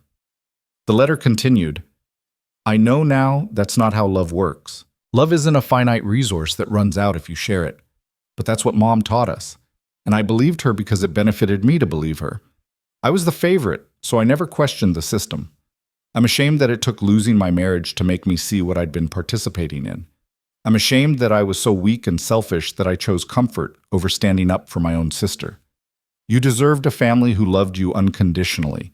You deserved a sister who protected you instead of joining in the cruelty. I'm sorry I wasn't that person. I'm trying to become her now, but I know it's too late to give you the childhood you should have had. All I can do is promise to do better going forward, whether you're part of my life or not." The letter ended with contact information and an invitation to coffee if Lena ever felt ready, but with explicit acknowledgement that Vanessa didn't expect forgiveness and would respect whatever boundaries Lena needed. Lena set down the pages and found her cheeks wet. Ethan pulled her close without comment, letting her cry against his shoulder. "She remembers," Lena said when she could speak. "She remembers all of it, every small cruelty, and she's finally admitting it was cruel instead of pretending it was normal. How does that make you feel?" "Validated," Lena said slowly, testing the word. "And also angry. Because if she could see it clearly enough to write it all down now, she could have seen it then. She chose not to. She chose the easier path." "Yes," Ethan agreed, "and that's fair to be angry about. You can acknowledge that she's making progress while still being angry about the damage she caused." "Can I forgive her and still be angry?" "Absolutely. Forgiveness isn't about erasing your anger or pretending the hurt didn't happen. It's about deciding whether someone's genuine efforts to change deserve a chance. But it's also your choice. You don't owe her forgiveness just because she's finally doing the work she should have done decades ago." Lena read the letter again over the following days, each time finding new layers of meaning and recognition. She thought about destiny, about second chances, about the complicated math of deciding when someone had earned the right to try again. And slowly, carefully, she began to draft a response. She didn't send it for 3 weeks. She showed it to Ethan, to Margaret when she called for their weekly video chat, even to her faculty advisor who'd become something of a mentor. Everyone said the same thing: trust yourself, follow your instincts, remember that you get to decide what reconciliation looks like if it happens at all. Finally, on a Tuesday evening in late March, Lena sent the email.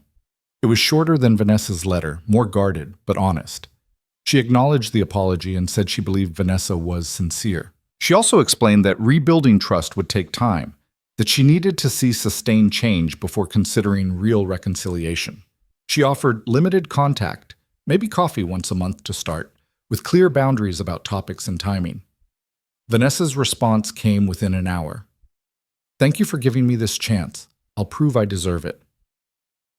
They met for coffee 2 weeks later at a neutral location neither of them associated with family history. It was awkward at first, both of them hyper-aware of the weight of everything unspoken between them. But Vanessa didn't make excuses or try to minimize the past. She asked about Lena's life with genuine curiosity, her work, her studies, her relationship with Ethan and Sophie. "You look happy," Vanessa said. "Really happy. I don't think I've ever seen you look like that." "I am happy," Lena confirmed. "I have a family who actually wants me. It's revolutionary." "I'm glad." Vanessa's voice was thick with emotion. "You deserve that. You always deserved that." They talked for an hour, carefully navigating around the most painful topics, building something small and tentative that might someday become a real relationship. When they parted ways, Vanessa hugged her, brief and awkward, but genuine. "Same time next month?" Vanessa asked hopefully. "Same time next month," Lena agreed. She drove home, to Ethan's house, to their house, to the place where she belonged, feeling lighter than she had in months. Sophie met her at the door with her usual enthusiasm, demanding to know if Lena would help her with a school project about families. "What's the project?" Lena asked, hanging up her coat. "We have to draw our family tree and talk about what makes our family special." Sophie pulled out a large piece of poster board already covered in markers and glue. "I put you on it, right here, next to Daddy, because you're part of our family now." Lena looked at the family tree, crude but heartfelt, showing Sophie in the middle with branches extending to Ethan, to Lena, to Margaret and Thomas, even to Sarah with a small note that said, "Mommy, who's in heaven." It was comprehensive and inclusive and absolutely perfect. "What makes our family special?" Lena read from the assignment sheet. "That's easy," Sophie said. "We choose each other.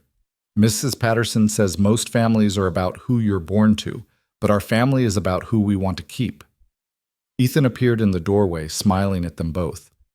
Sophie's teacher might have questions about that interpretation. "It's true, though," Sophie insisted. "You said it yourself, Daddy. You said Lena became family because we chose her and she chose us back, and that's more important than sharing blood." "Your daddy is very wise," Lena said, meeting Ethan's eyes across the room. That night, after Sophie was asleep and they were alone in the quiet darkness of their bedroom, they'd officially combined rooms 2 weeks ago, a shift that felt both momentous and natural. Ethan pulled Lena close. "I want to ask you something," he said, "but I need you to know there's no pressure, no expectation, no timeline." "That's a terrifying preamble." "Sorry," he laughed softly. "I'm trying to be respectful of your autonomy and probably overthinking it. What I want to say is, I want to marry you. Not today, not even necessarily soon, but someday. When you're ready. If you're ready. I want Sophie to grow up knowing you're permanent. I want to build a life with you that's legally and spiritually and every other way permanent." Lena's heart was racing. "You want to marry me?" "I do, but I know you're still healing from your family trauma. I know you're young and still figuring out who you are. I know we've only been officially together for a few months, even though it feels like longer. So I'm not asking for an answer. I'm just telling you my intentions, so you know where I stand." "And where do you stand?" "Completely, irrevocably in love with you," Ethan said simply. "Ready to commit for the long term whenever you're ready to have me." Lena kissed him then, putting into the gesture everything she felt but struggled to articulate: gratitude and love and trust and the fierce joy of being chosen. When they broke apart, she was smiling. "Ask me again in 6 months," she said, "when I've graduated and figured out my next steps, when I've proven to myself that I can build a stable life independent of anyone's support, when I know for certain that I'm choosing this because it's what I want, not because I'm afraid of being alone." 6 months, Ethan agreed. "I can wait 6 months. I'd wait years if that's what you needed." "I won't make you wait years," Lena promised. "But I need to do this right. For me. For Sophie. For us." "I understand." They fell asleep tangled together, secure in their love, even as Lena insisted on time to solidify her own identity. It was the healthiest kind of relationship, one where both people could be honest about their needs without fear of abandonment. Graduation came in May with all the ceremony and celebration Lena had never imagined she'd have. Ethan took the day off work. Sophie wore her purple dress and carried a sign that said, "Lena is the best," in glittery letters. Margaret and Thomas flew in from Oregon. Even Maya was there, cheering from the audience as Lena walked across the stage to accept her diploma. Vanessa had asked if she could come. Lena had hesitated, then agreed, curious to see if her sister would actually show up. She did, sitting in the back, not trying to insert herself into the celebrations, but present nonetheless.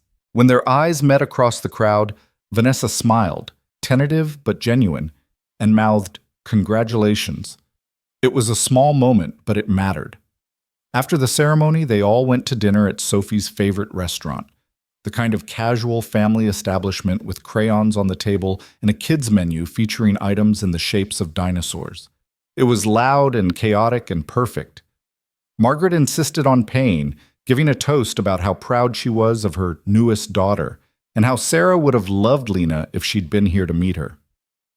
That night, back at home with Sophie asleep and the house quiet, Lena stood in front of the bathroom mirror examining her reflection.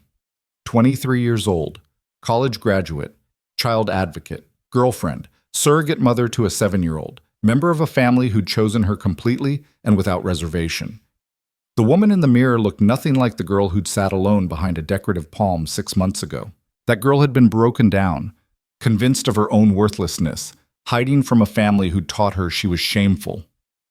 This woman stood tall. This woman knew her value. This woman had people who loved her not despite her perceived flaws, but as a complete, complex person worthy of affection. She thought about Ethan's question, his declaration of intent to marry her. 6 months, she'd said. Give me 6 months to be sure. But standing there, looking at herself and seeing someone finally whole, Lena realized she didn't need 6 months. She already knew, had known for a while if she was honest with herself. She was just scared that saying it out loud would somehow break the spell, reveal this happiness as the temporary illusion she'd always believed it had to be. But it wasn't an illusion. It was real. Hard-won and precious and absolutely real. Ethan appeared in the doorway, drawn by some sixth sense that she needed him. "You okay?" "More than okay," Lena said. "I've been thinking about what you said, about marriage, about commitment." And? His voice was carefully neutral, giving her space to say whatever she needed. "And I don't want to wait 6 months." Lena turned to face him fully. "I love you. I love Sophie. I love this life we're building, and I don't need more time to be sure. I'm already sure." "Lena, ask me," she interrupted. "Ask me properly. I'm ready." Ethan searched her face, looking for doubt or hesitation. Finding none, he took her hand, the gesture that had become their foundation, the first connection made in a ballroom full of people who'd looked away. "Lena Parker," he said quietly, "will you marry me? Will you legally, permanently, irrevocably become part of this family? Will you be Sophie's mother and my wife and let us love you for the rest of your life?" "Yes," Lena said, and felt the word resonate through her entire body like a bell ringing. Yes to all of it, to forever, to family, to choosing and being chosen. Yes. He kissed her then, deep and passionate and full of promise. And Lena kissed him back, this man who'd refused to look away when everyone else had, who'd seen her isolation and decided it was unacceptable, who'd loved her back into being a person who could believe she deserved good things. Somewhere in the house, Sophie stirred in her sleep, dreaming whatever dreams 7-year-olds dreamed. Tomorrow they'd tell her the news, and she'd probably scream with joy and immediately start planning what color dress she'd wear. Tomorrow they'd call Margaret and Thomas and start thinking about timelines and logistics. Tomorrow the real work of building a marriage would begin. But tonight, Lena stood in the home she'd helped create and felt nothing but gratitude for the stranger who'd crossed a ballroom and said 6 simple words that changed everything. Act like you're with me. She had. And in acting, it had become truth. She was with them. They were with her. And for the first time in 23 years, Lena Parker knew with absolute certainty that she was exactly where she belonged. Sophie's reaction to the engagement news exceeded even their most optimistic predictions. She'd been eating breakfast when they told her the next morning, and the shriek of pure joy that erupted from her 7-year-old lungs probably woke half the neighborhood. She launched herself at Lena with such force that they both nearly toppled over, cereal forgotten, as Sophie wrapped her arms around Lena's waist and refused to let go. "You're going to be my real mom?" Sophie asked, her voice muffled against Lena's shirt. "Like, officially? Forever?" "Officially forever," Lena confirmed, her throat tight with emotion. "If that's okay with you." Sophie pulled back just enough to look up at Lena with an expression of such fierce determination that it was almost comical on her small face. "It's more than okay. It's the best thing ever. Better than Christmas. Better than my birthday. Better than when Daddy said we could get a puppy someday." "We never said you could get a puppy," Ethan interjected, laughing. "You said someday maybe if I was really responsible," Sophie corrected, without taking her eyes off Lena. "And that's basically a promise. But this is better than even that. Can I tell everyone at school? Can I call Grandma and Grandpa right now? Can we have a big wedding with a purple dress for me?" "Yes to calling your grandparents. We'll figure out the school thing. And absolutely yes to a purple dress," Lena said. "In fact, I was hoping you'd help me plan the whole wedding. Since you're going to be my daughter, you should get a say in how we celebrate." The word daughter landed with visible impact. Sophie's eyes went wide and shiny with tears that she blinked away rapidly, trying to maintain her composure. "Your daughter," she repeated, testing the words. "I'll be your daughter, and you'll be my mom, and we'll be a real family." "We're already a real family," Ethan said gently. "The wedding just makes it official for everyone else." They spent the morning making calls, to Margaret and Thomas first, who were predictably overjoyed and immediately started planning to come back for the wedding, to Ethan's sister in Seattle, who screamed almost as loudly as Sophie had and demanded to be part of the wedding party, to Lena's advisor at school, who'd become a mentor and friend, to Maya, who cried happy tears and said she'd always known this would happen. Lena hesitated before making the next call, her finger hovering over Vanessa's number. They'd been meeting monthly for coffee, slowly building something that might eventually become a sisterly relationship. But this felt different. This was inviting Vanessa into a major life event, giving her access to Lena's joy in a way that felt vulnerable and risky. "You don't have to tell her," Ethan said quietly, reading her hesitation. "Not yet. Not until you're ready." "No, I want to," Lena said, surprising herself with the realization that it was true. She's been showing up consistently for 4 months. She's doing the work. And this is what reconciliation looks like, letting people back in incrementally, testing whether they can handle being trusted with the important things. She made the call. Vanessa answered on the second ring, and Lena could hear the nervousness in her sister's voice, the fear that Lena was calling to cancel their next coffee date, to revoke the tentative forgiveness that had been extended. "I'm getting married," Lena said without preamble. "To Ethan, the man from the wedding. We're engaged."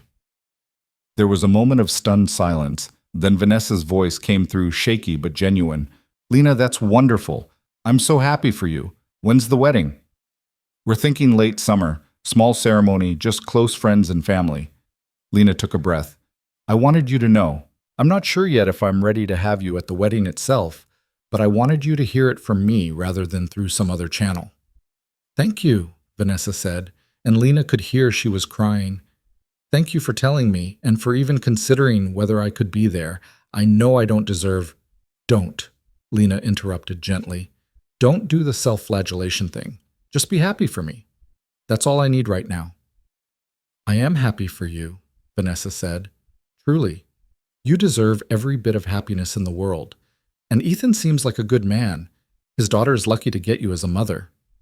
After they hung up, Lena sat for a moment with the phone in her hand, processing the conversation.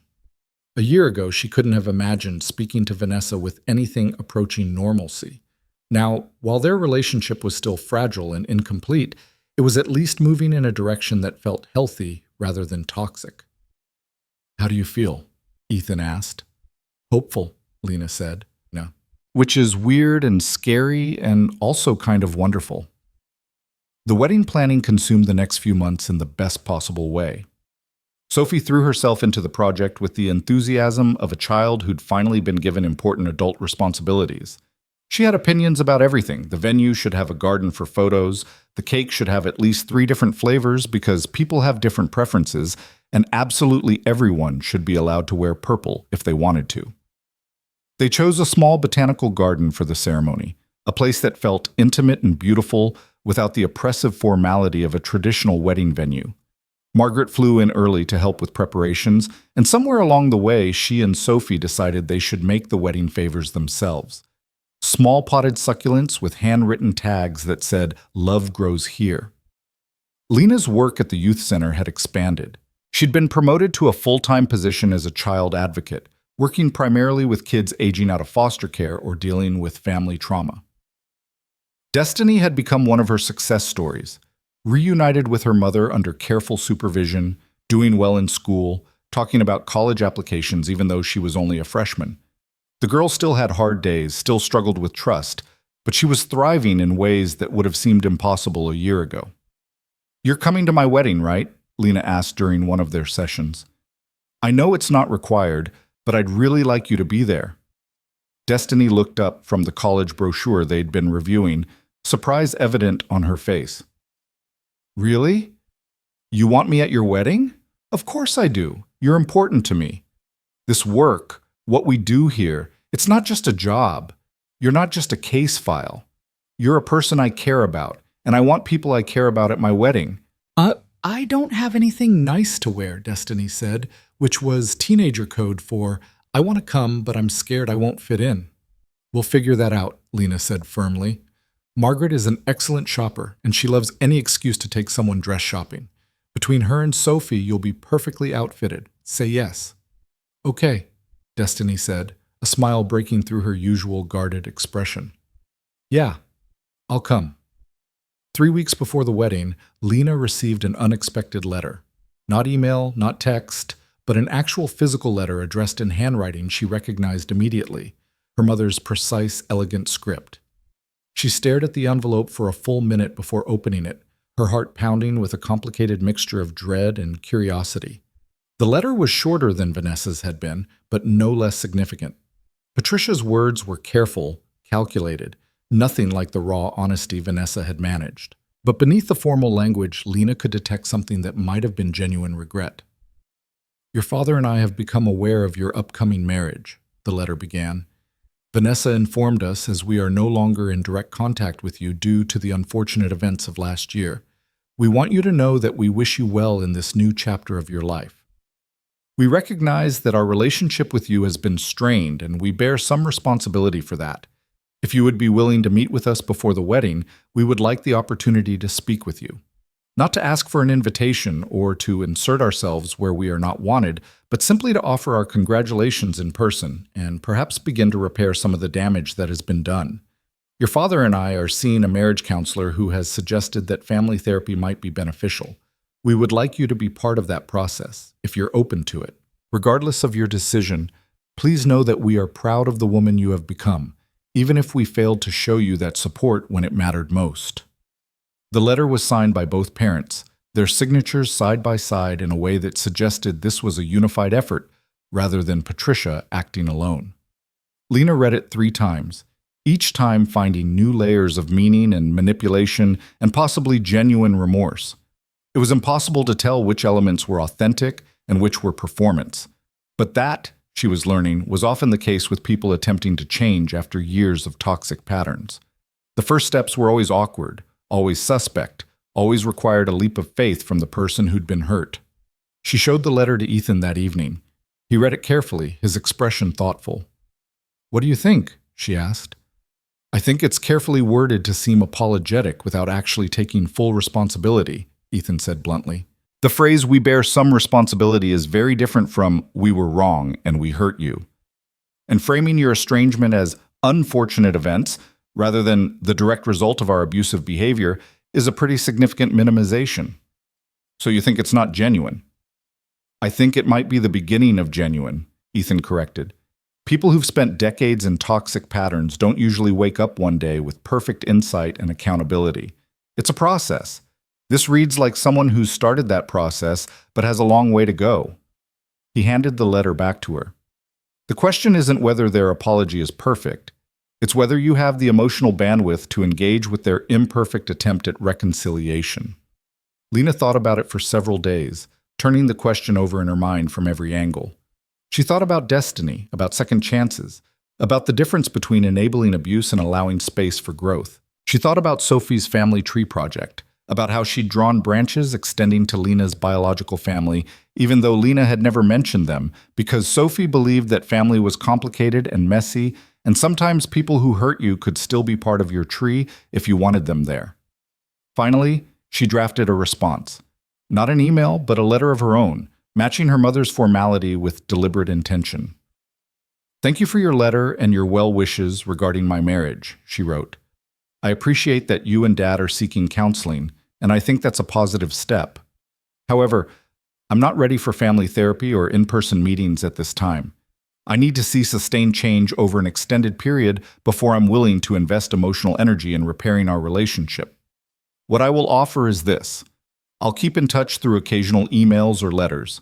You can send updates about your therapy process, and I'll respond when I'm able. If, after 6 months or a year of consistent effort on your part, I feel that family therapy might be productive, we can revisit that conversation. But right now, my focus is on building my life with Ethan and Sophie, and I need to protect that space from potential toxicity.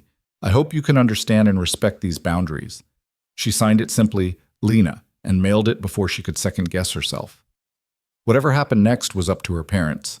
She'd extended a thread of possibility, thin and tentative, but real. Whether they could build something from it remained to be seen. The wedding day arrived with perfect late summer weather, warm but not sweltering, with a gentle breeze that made the flowers in the botanical garden dance. Lena woke early in the guest room at Margaret and Thomas's hotel suite, where she'd spent the night according to Sophie's insistence that the bride and groom shouldn't see each other before the ceremony because that's how it works in movies. Margaret helped her dress, her gentle hands steady as she fastened the simple white gown Lena had chosen, elegant but not fussy, with one sleeve and a flowing skirt that moved like water. It wasn't a traditional wedding dress, but then nothing about this wedding was traditional. Maya was her maid of honor, standing beside her in a soft blue dress that complemented rather than matched. Destiny was there too, looking uncomfortable but determined in a purple dress that Sophie had helped pick out, insisting that anyone important to Lena should be wearing purple. Vanessa had been invited after all, a decision Lena had made 2 weeks before the wedding. Not as a bridesmaid, not in any position of prominence, but as a guest who'd earned the right to witness this moment through months of consistent effort and genuine change. She'd cried when Lena called to extend the invitation, promising not to make the day about herself, promising just to be there as support. Sophie was the flower girl naturally, wearing a dress that was more purple than any dress had a right to be and loving every second of it. She took her role with utmost seriousness, practicing her walk down the aisle approximately 40 times in the days leading up to the wedding and instructing everyone on proper ceremony behavior. "Remember," she told Lena solemnly before the ceremony began, "you have to walk slow, like this." She demonstrated an exaggerated slow-motion walk. "Because if you walk fast, people don't get to see how pretty you look. And you look really, really pretty." "Thank you, sweetheart," Lena said, crouching down to Sophie's level. "You look beautiful, too. Are you ready for this? For me to officially become your mom?" "I've been ready forever," Sophie said seriously. "Since the first time you came to our house, and you weren't scared of me even though I talked too much. Daddy says I talk too much sometimes, but you never make me feel bad about it." You don't talk too much," Lena assured her. "You have a lot of important things to say, and I love hearing all of them." The ceremony was small, maybe 40 people total, everyone who truly mattered. Margaret and Thomas sat in the front row, beaming with pride. Ethan's sister had flown in from Seattle with her family. Work colleagues from the youth center. Sophie's teacher, who'd become something of a friend. Maya and her partner.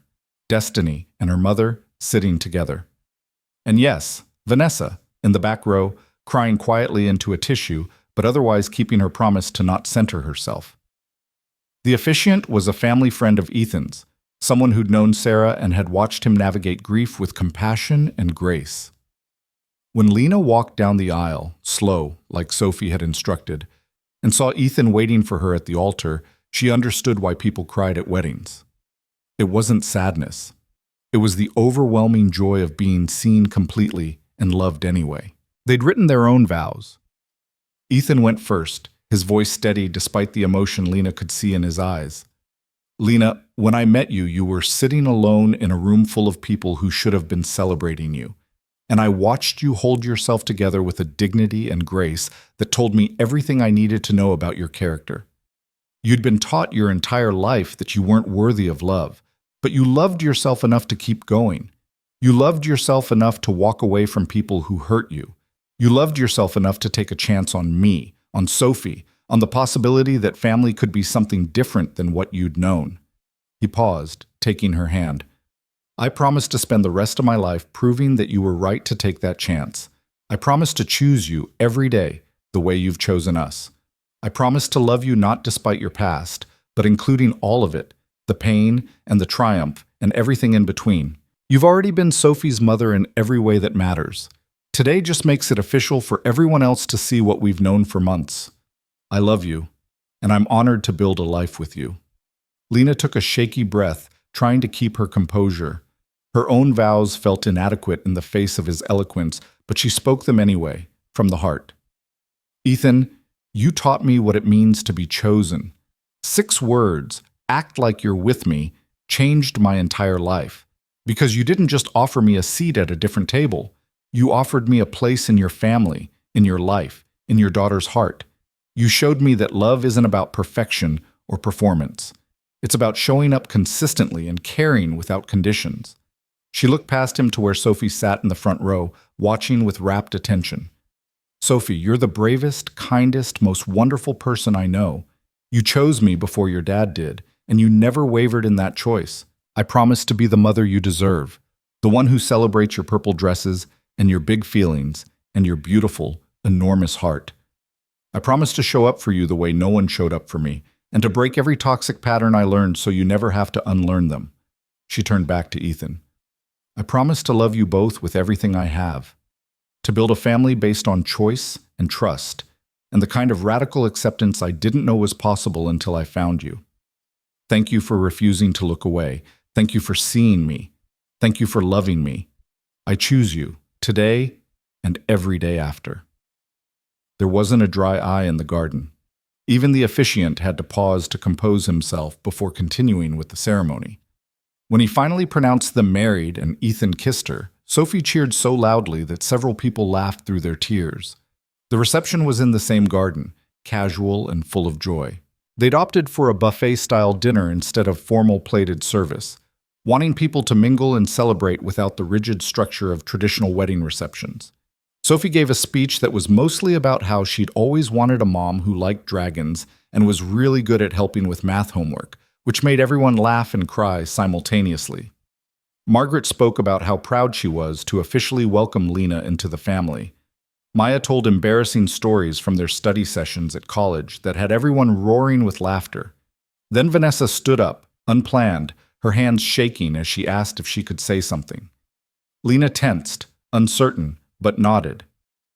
I don't deserve to speak at my sister's wedding, Vanessa began, her voice wavering. I spent 22 years making her feel like she didn't deserve love, didn't deserve a place in our family, didn't deserve to be celebrated. And I can't undo that damage. I can't give her back the childhood I helped steal. But I can stand here today and tell everyone what I should have said years ago. Lena is remarkable. She's brave and kind and resilient in ways I'll never be. She survived our family's cruelty and became someone who dedicates her life to helping other people survive their own trauma. She took the pain we inflicted and transformed it into compassion for others. Vanessa wiped at her eyes, mascara running. Ethan, Sophie, you're lucky to have her. And Lena, I'm sorry. I know I've said it before, but I need to say it publicly. I'm sorry for every time I participated in hurting you. I'm sorry I wasn't the sister you deserved. I'm trying to become that person now, and whether you ever fully forgive me or not, I need you to know that I see you. I finally see you. And you're beautiful. She sat down abruptly, clearly overwhelmed. Robert, who'd come as Vanessa's guest, their divorce not yet final but their friendship tentatively rebuilt, put his arm around her shoulders. Lena found herself standing, crossing to where Vanessa sat, pulling her sister into a hug that was awkward and genuine and spoke to the possibility of healing even the deepest wounds. "Thank you," Lena whispered. "That took courage." "Not as much courage as leaving took," Vanessa whispered back. "You've always been the brave one." The dancing started as the sun set, string lights illuminating the garden in soft gold. Ethan and Lena had their first dance to a song that Sophie had helped pick, something about finding home in unexpected places. Then Ethan danced with Sophie, who stood on his feet the way she had at the wedding where this had all begun. Then Lena danced with Sophie, the little girl wrapping her arms around Lena's waist and declaring loudly that this was the best day ever, even better than Disney World. "Are you happy?" Sophie asked, looking up at Lena with those serious gray eyes that looked so much like her father's. "Happier than I ever imagined I could be," Lena answered honestly.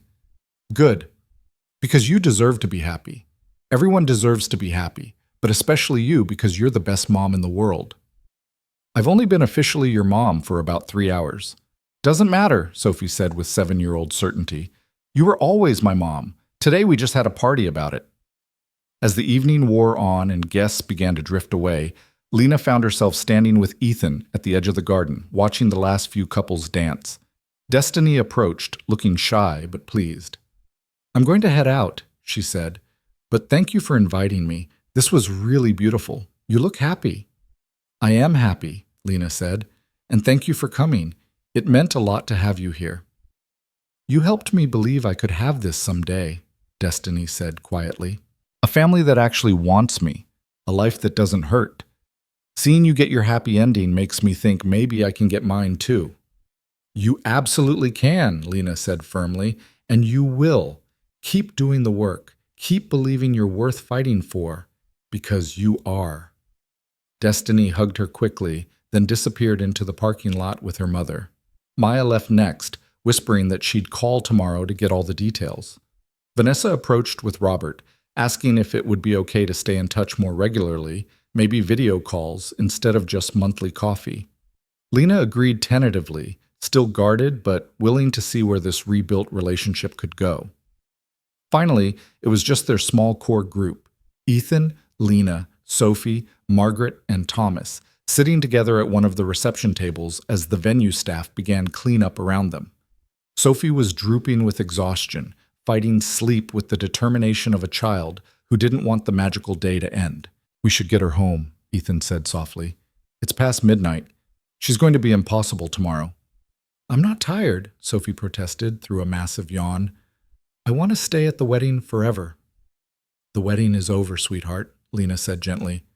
"But the family is forever. We get to take that home with us." They drove back to the house. Their house. All 3 of them officially now, with Sophie asleep in the back seat before they'd even left the parking lot. Ethan carried her inside and up to her room while Lena stood in the quiet living room, still in her wedding dress, looking at the family photos that now included her.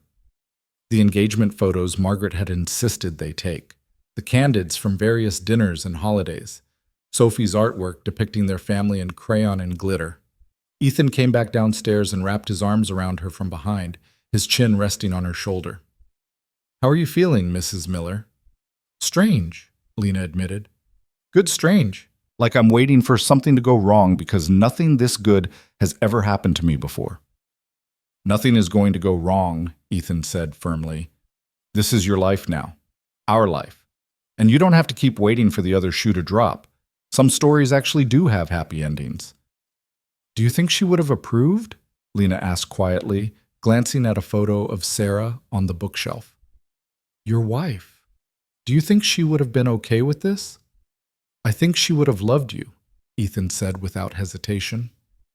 Sarah always said that the best way to honor someone's memory is to keep living fully, to keep opening your heart even after loss. She would have wanted Sophie to have a mother who loves her. She would have wanted me to be happy, and she definitely would have appreciated the irony that I fell in love with someone at a wedding where I was only attending out of work obligation. Lena turned in his arms, facing him fully. "I love you." "I don't say it enough, but I do. You saved my life that night, not in a metaphorical way. I genuinely don't know how much longer I could have survived in that family's toxicity. You saved your own life, Ethan corrected gently. You're the one who walked away. You're the one who chose healing over comfort. You're the one who did the hard work of building a new life. I just offered you a seat at a different table. You did everything else. They stood together in the quiet house, two people who'd found each other in a room full of deliberate blindness, who'd chosen to see clearly and love completely. Tomorrow would bring new challenges, the ordinary complications of blending a family, of raising a child, of building a marriage from the foundation of trauma and healing. But tonight, standing in the home they'd created together, Lena finally let herself believe in the permanence of this happiness. Upstairs, Sophie stirred in her sleep and called out, "Mom?" in that automatic way children do when they're half-conscious and seeking comfort. Lena's breath caught. It was the first time Sophie had called her that unconsciously, without thinking about it, just as a natural reflex. "I should," she started. "Go," Ethan said, smiling. "She's calling for you." Lena climbed the stairs and slipped into Sophie's room, where the little girl had tangled herself in her blankets and was making distressed sounds. She carefully untangled her, smoothed back her hair, whispered that everything was okay, that she was safe, that Mom was here. Sophie settled immediately, unconsciously reaching for Lena's hand and holding it even in sleep. Lena sat on the edge of the bed for a long time, watching this child who'd claimed her so completely, thinking about the strange and miraculous path that had led her here. A year ago, she'd been sitting behind a decorative palm tree, convinced she deserved invisibility. Now she was a wife, a mother, a woman who'd transformed her pain into purpose and her isolation into belonging. She thought about the letter she'd sent her parents, about the tentative door she'd left open for future reconciliation. She didn't know if they'd walk through it, didn't know if genuine change was possible for people so invested in their own righteousness. But she knew that she'd made her peace with whatever outcome emerged. She'd done the work of setting boundaries, of protecting herself while remaining open to possibility. The rest was up to them. She thought about Vanessa, about the long road of rebuilding trust, about the complicated truth that people could change if they truly committed to it. Their relationship would never be what it should have been. Those childhood years were gone forever, the damage permanent in many ways. But maybe they could build something new, something honest and boundaried and real. She thought about Destiny and the dozens of other kids she worked with, about the privilege and responsibility of showing them that survival was possible, that healing was real, that the trauma they'd endured didn't have to define their entire lives. She'd been given a second chance at family, at love, at belonging. The least she could do was help others find their own second chances. But mostly, she thought about Ethan and Sophie, about this small, perfect family they'd built from broken pieces and brave choices.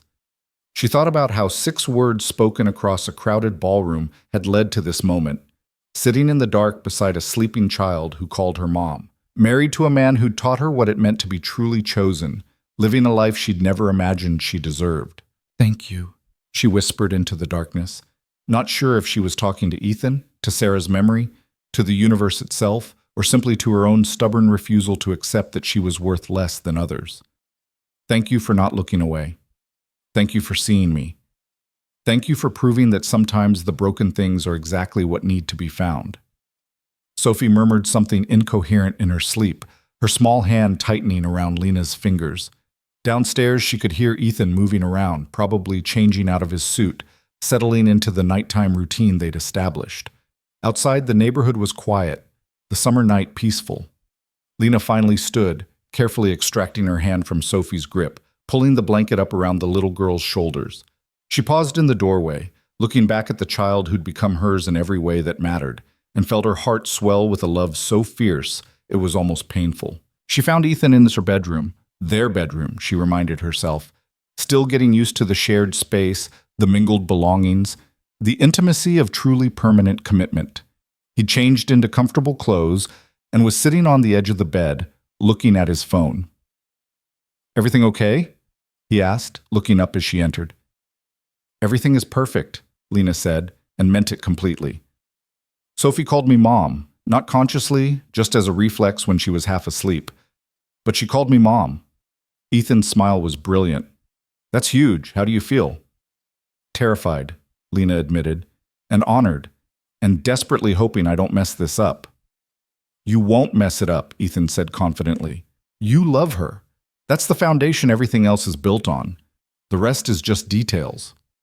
They got ready for bed together with the comfortable synchronization of people who'd been sharing space long enough to know each other's rhythms. When they finally turned off the lights and settled under the covers, Ethan pulled Lena close. Happy wedding day, Mrs. Miller. Happy wedding day, Lena echoed. Then, because it needed to be said, because she'd spent too many years keeping important truths buried. I never thought I'd have this. A family who wanted me. A man who loved me.